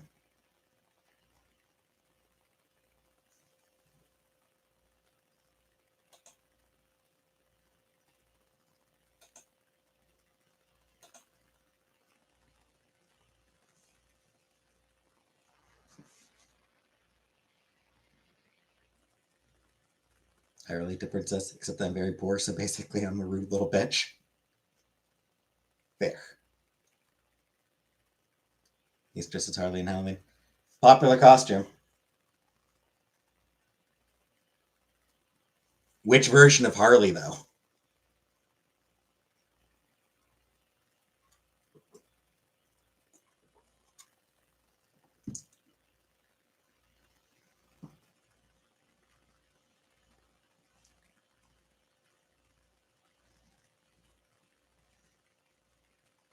Margot Robbie version. And shit, even then, which version of the Margot Robbie Harley? One from Suicide Squad or the one from Birds of Prey?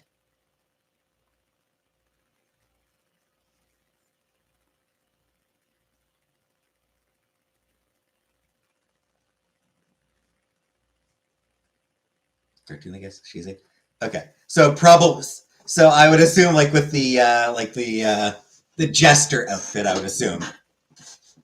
Bailey Brooks, thank you for joining, Bailey Brooks. Not the Daddy's Little Monster.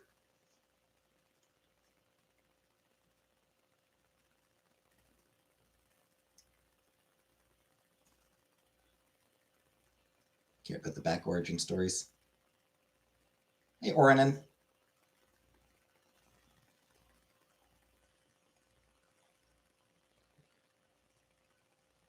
Because yeah, when Suicide Squad came out, every woman that Halloween was wearing, t-shirt that's or crop top that said "Daddy's Little Monster" on it.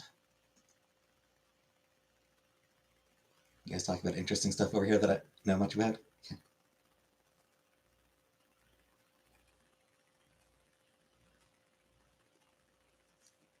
I mean, we also talk about stupid shit. Painted Daddy's little monster on my flask.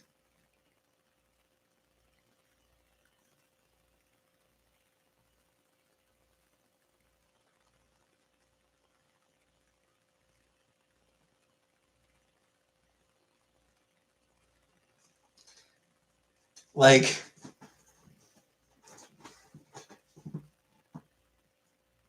sometimes we talk about interesting stuff. Sometimes it's just really stupid sex jokes. Little monster will always be a Lady Gaga thing to me. Indeed.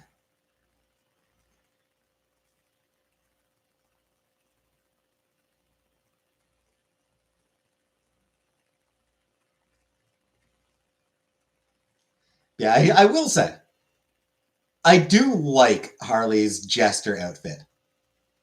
Like your mom. Exactly, Uncle Buck. Like your mom. Like I do really like it is a really cute design that she's got. Um, Bruce Timm, I think, was the guy who designed her, I believe.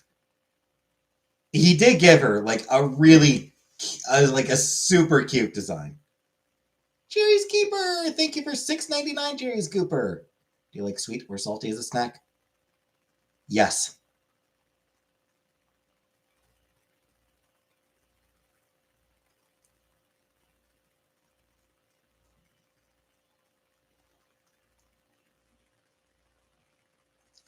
Yeah. I like chips. I like Swedish berries, which are pretty sweet. Guess it wasn't harsh enough. I don't. Oh, for the block, yeah. Yeah, like I saw you time the person out, and then I was like, huh? Why'd you time that person out? And I looked and was like, oh, yeah, fuck them. Fuck this person then. Obviously, Harley sort of had to move away from that costume when she moved away from the Joker.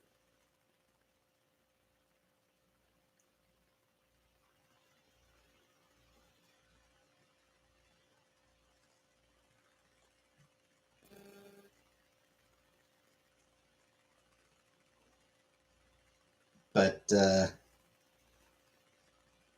daddy. Ugh. No sports talk.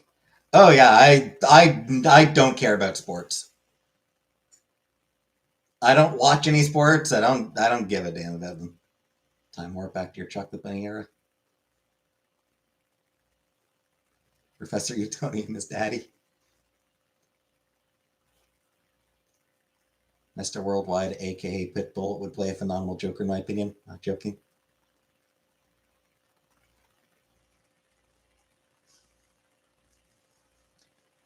Well, he couldn't do worse than fucking Jared Leto.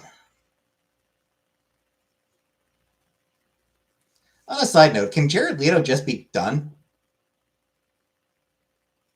Heath Ledger. Heath Ledger did a great job in a role that was not the Joker. My favorite book.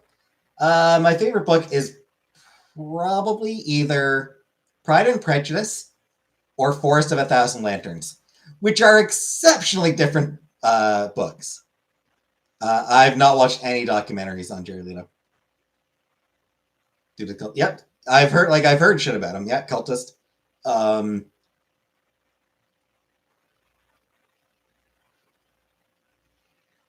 his antics when he did play the Joker in Suicide Squad were fucking reprehensible.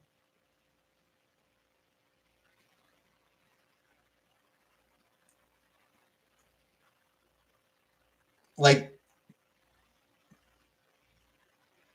I haven't seen the Diddy documentary. Nozar. Like giving one of his co-stars a fucking used condom, like, no, that is not okay, dude. Gave Margot Robbie a rat. She did actually end up keeping the rat, but like even she said that's she was interviewing. It's like that's not appropriate. It's like that was weird. She did keep it, but it's like wow, no. We'll read Forest of a Thousand Lanterns. So Forest of a Thousand Lanterns, it is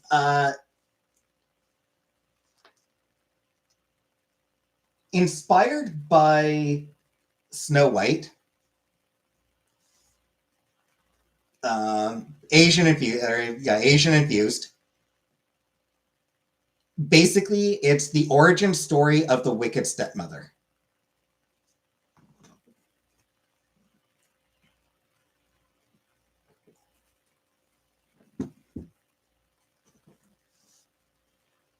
So yeah, like he's like, and like he's like, oh, getting into character. I was getting into character. I was like, have you tried acting, my dear boy? I believe it was Sir Laurence Olivier. Um, I don't remember who he was talking to, but some method actor. So, Laurence Olivier was doing a movie with some method actor who was talking about like,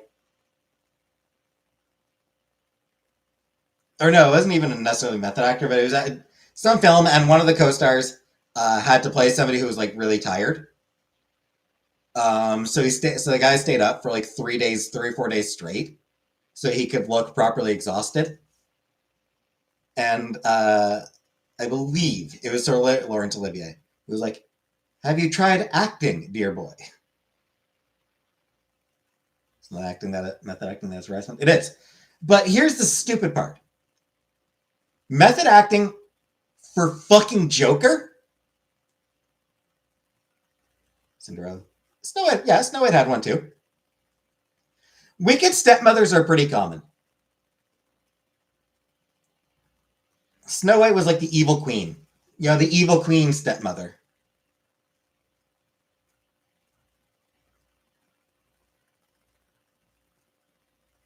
Yeah, Snow White, the evil queen and Snow White, that was Snow White's stepmother. But yeah, like, I do not understand method acting to play the fucking Joker. Like Matea, method acted the Joker. Then she had a whole bunch of people as penis. And it's like, why are you like,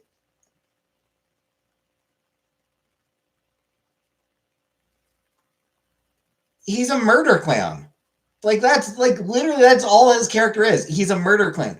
You don't need to think that deeply about it. Cesar Romero couldn't even be bothered to shave his fucking mustache to play the Joker. And it was an immensely memorable Joker that he did. He was incredibly memorable as the Joker. He was great in it.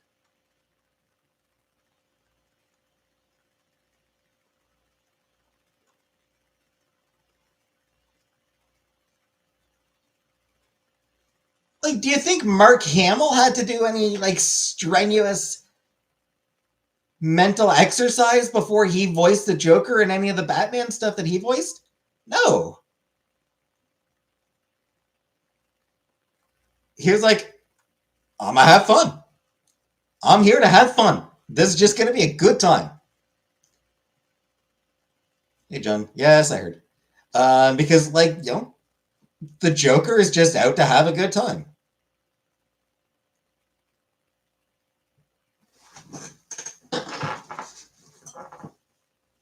You do not, as an actor, I promise, you never need to think that heavily about the Joker. I'm sure. Hey, Kat. I'm sure Mark Hamill speaking that topic. I mean, he's not a method actor. Mark Hamill is just not a method actor in general.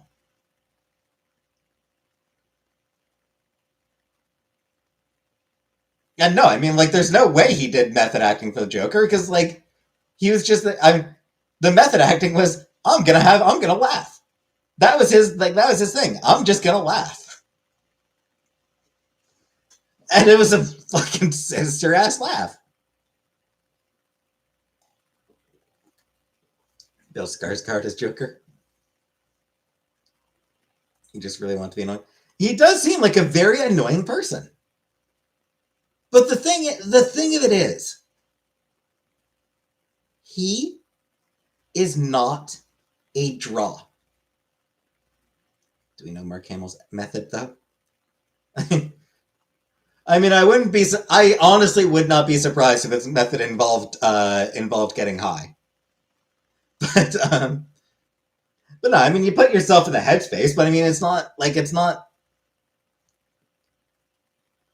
Like method acting is like, you're just permanently in that headspace. Like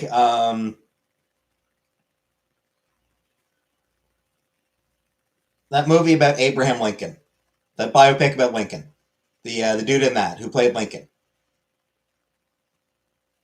He the entire time of the production, he kept up the voice, the mannerisms, everything. The posture.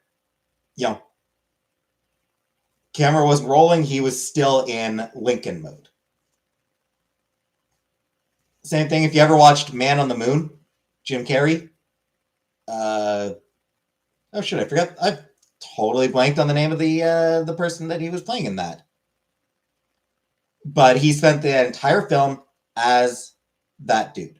Stay in character. Yeah, staying in character. So that's what method acting is. It's staying in character. We mentioned Heath Ledger earlier. And he was like writing diaries as Joker. He was like staying as the Joker. Between shots, he was still in Joker mode.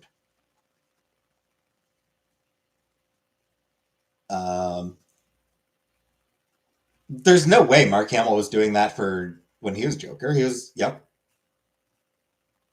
he'd get into the headspace, he'd go into the recording booth, get into the headspace for the role, and then, as soon as he'd recorded his lines, back at back to being Mark.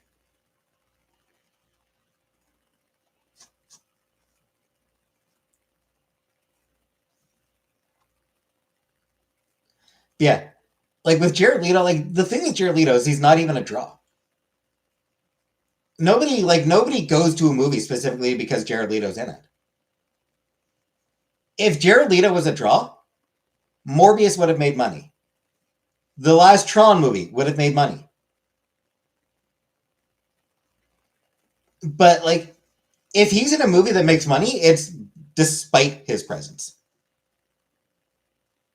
I would say at this point that he's actually box office poison. That he probably turns people off. I think he might actually be less likely. I think people might be less likely to watch a movie that he's in. He's B class. I mean, I can't comment towards his ability. I'm not gonna say he's a bad actor. I'm just gonna say people don't want to watch Jared Leto. People don't like him as a person, I think. Grandma got my mom a laptop for Christmas and she's pissed off somehow. That's weird. Kaufman. Thank you, Oren. What movies have I been in? Oh, I've been in absolutely jack shit. And I would never claim to be a great actor. Yeah, I would never claim to be a good actor. And I would never suggest that I should be cast in anything. I would never suggest that people would want to see me in a movie. I'm just saying that Jared Leto has hit a point where people don't want to see him in movies.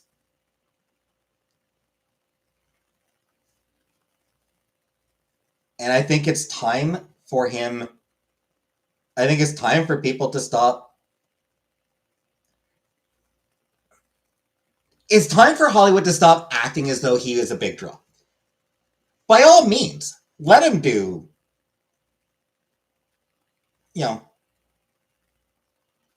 sort of mid-level movies. Let him do movies that aren't really meant to be box office smashes. Let him do non-blockbuster movies. Let him do movies that are just sort of smaller. Let him do those smaller movies. By all accounts, from what I understand, he is actually a good actor. He was good in Dallas Buyers Club, which he should not have been fucking cast in. They should have cast a fucking trans actress in that role. But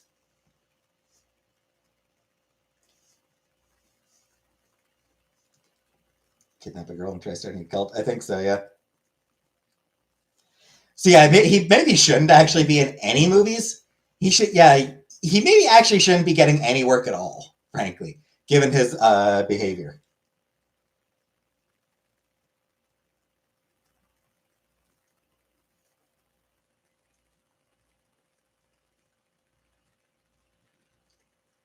But he certainly shouldn't be getting big movies because nobody cares about him. All right, and I'm gonna get going. For all my new viewers, for all the new people who came in, uh, reminder that I do also have a Patreon where I've been doing like reaction videos, reacting to 90s cartoon theme songs, been reacting to a few episodes of The Owl House, DJ Cummerbund's new mashups.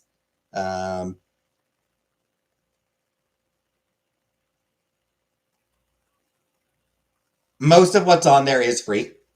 Everything that's on there is free. People who pay do get early access.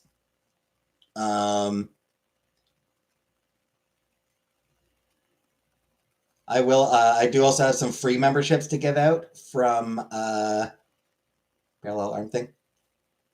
Thanks, Uncle Buck. I do also have some free gift memberships that I can give out. Once Buttercup sends me her email so I can send her one. Because I did say she'd get the first one. I don't know what parallel arm means. Like this? Is there a reference to this? Me doing this? Hug? Oh, right, from... Shit, yeah, that was from the Owl House. Yeah, that was how Ida described hugs. I forgot, that was how Ida described a hug. All right, do your parallel arm thing. I forgot about that. That was a good joke. Do it before Christmas Eve. Yeah, absolutely do it before Christmas Eve because I gotta get those gift memberships sent out to people. I gotta send those links to people. I'll need to make a post as well. I'll need to make a post asking people to send me their email, letting people know where to email me for free memberships. Anyway, thanks for watching, everyone, and good night.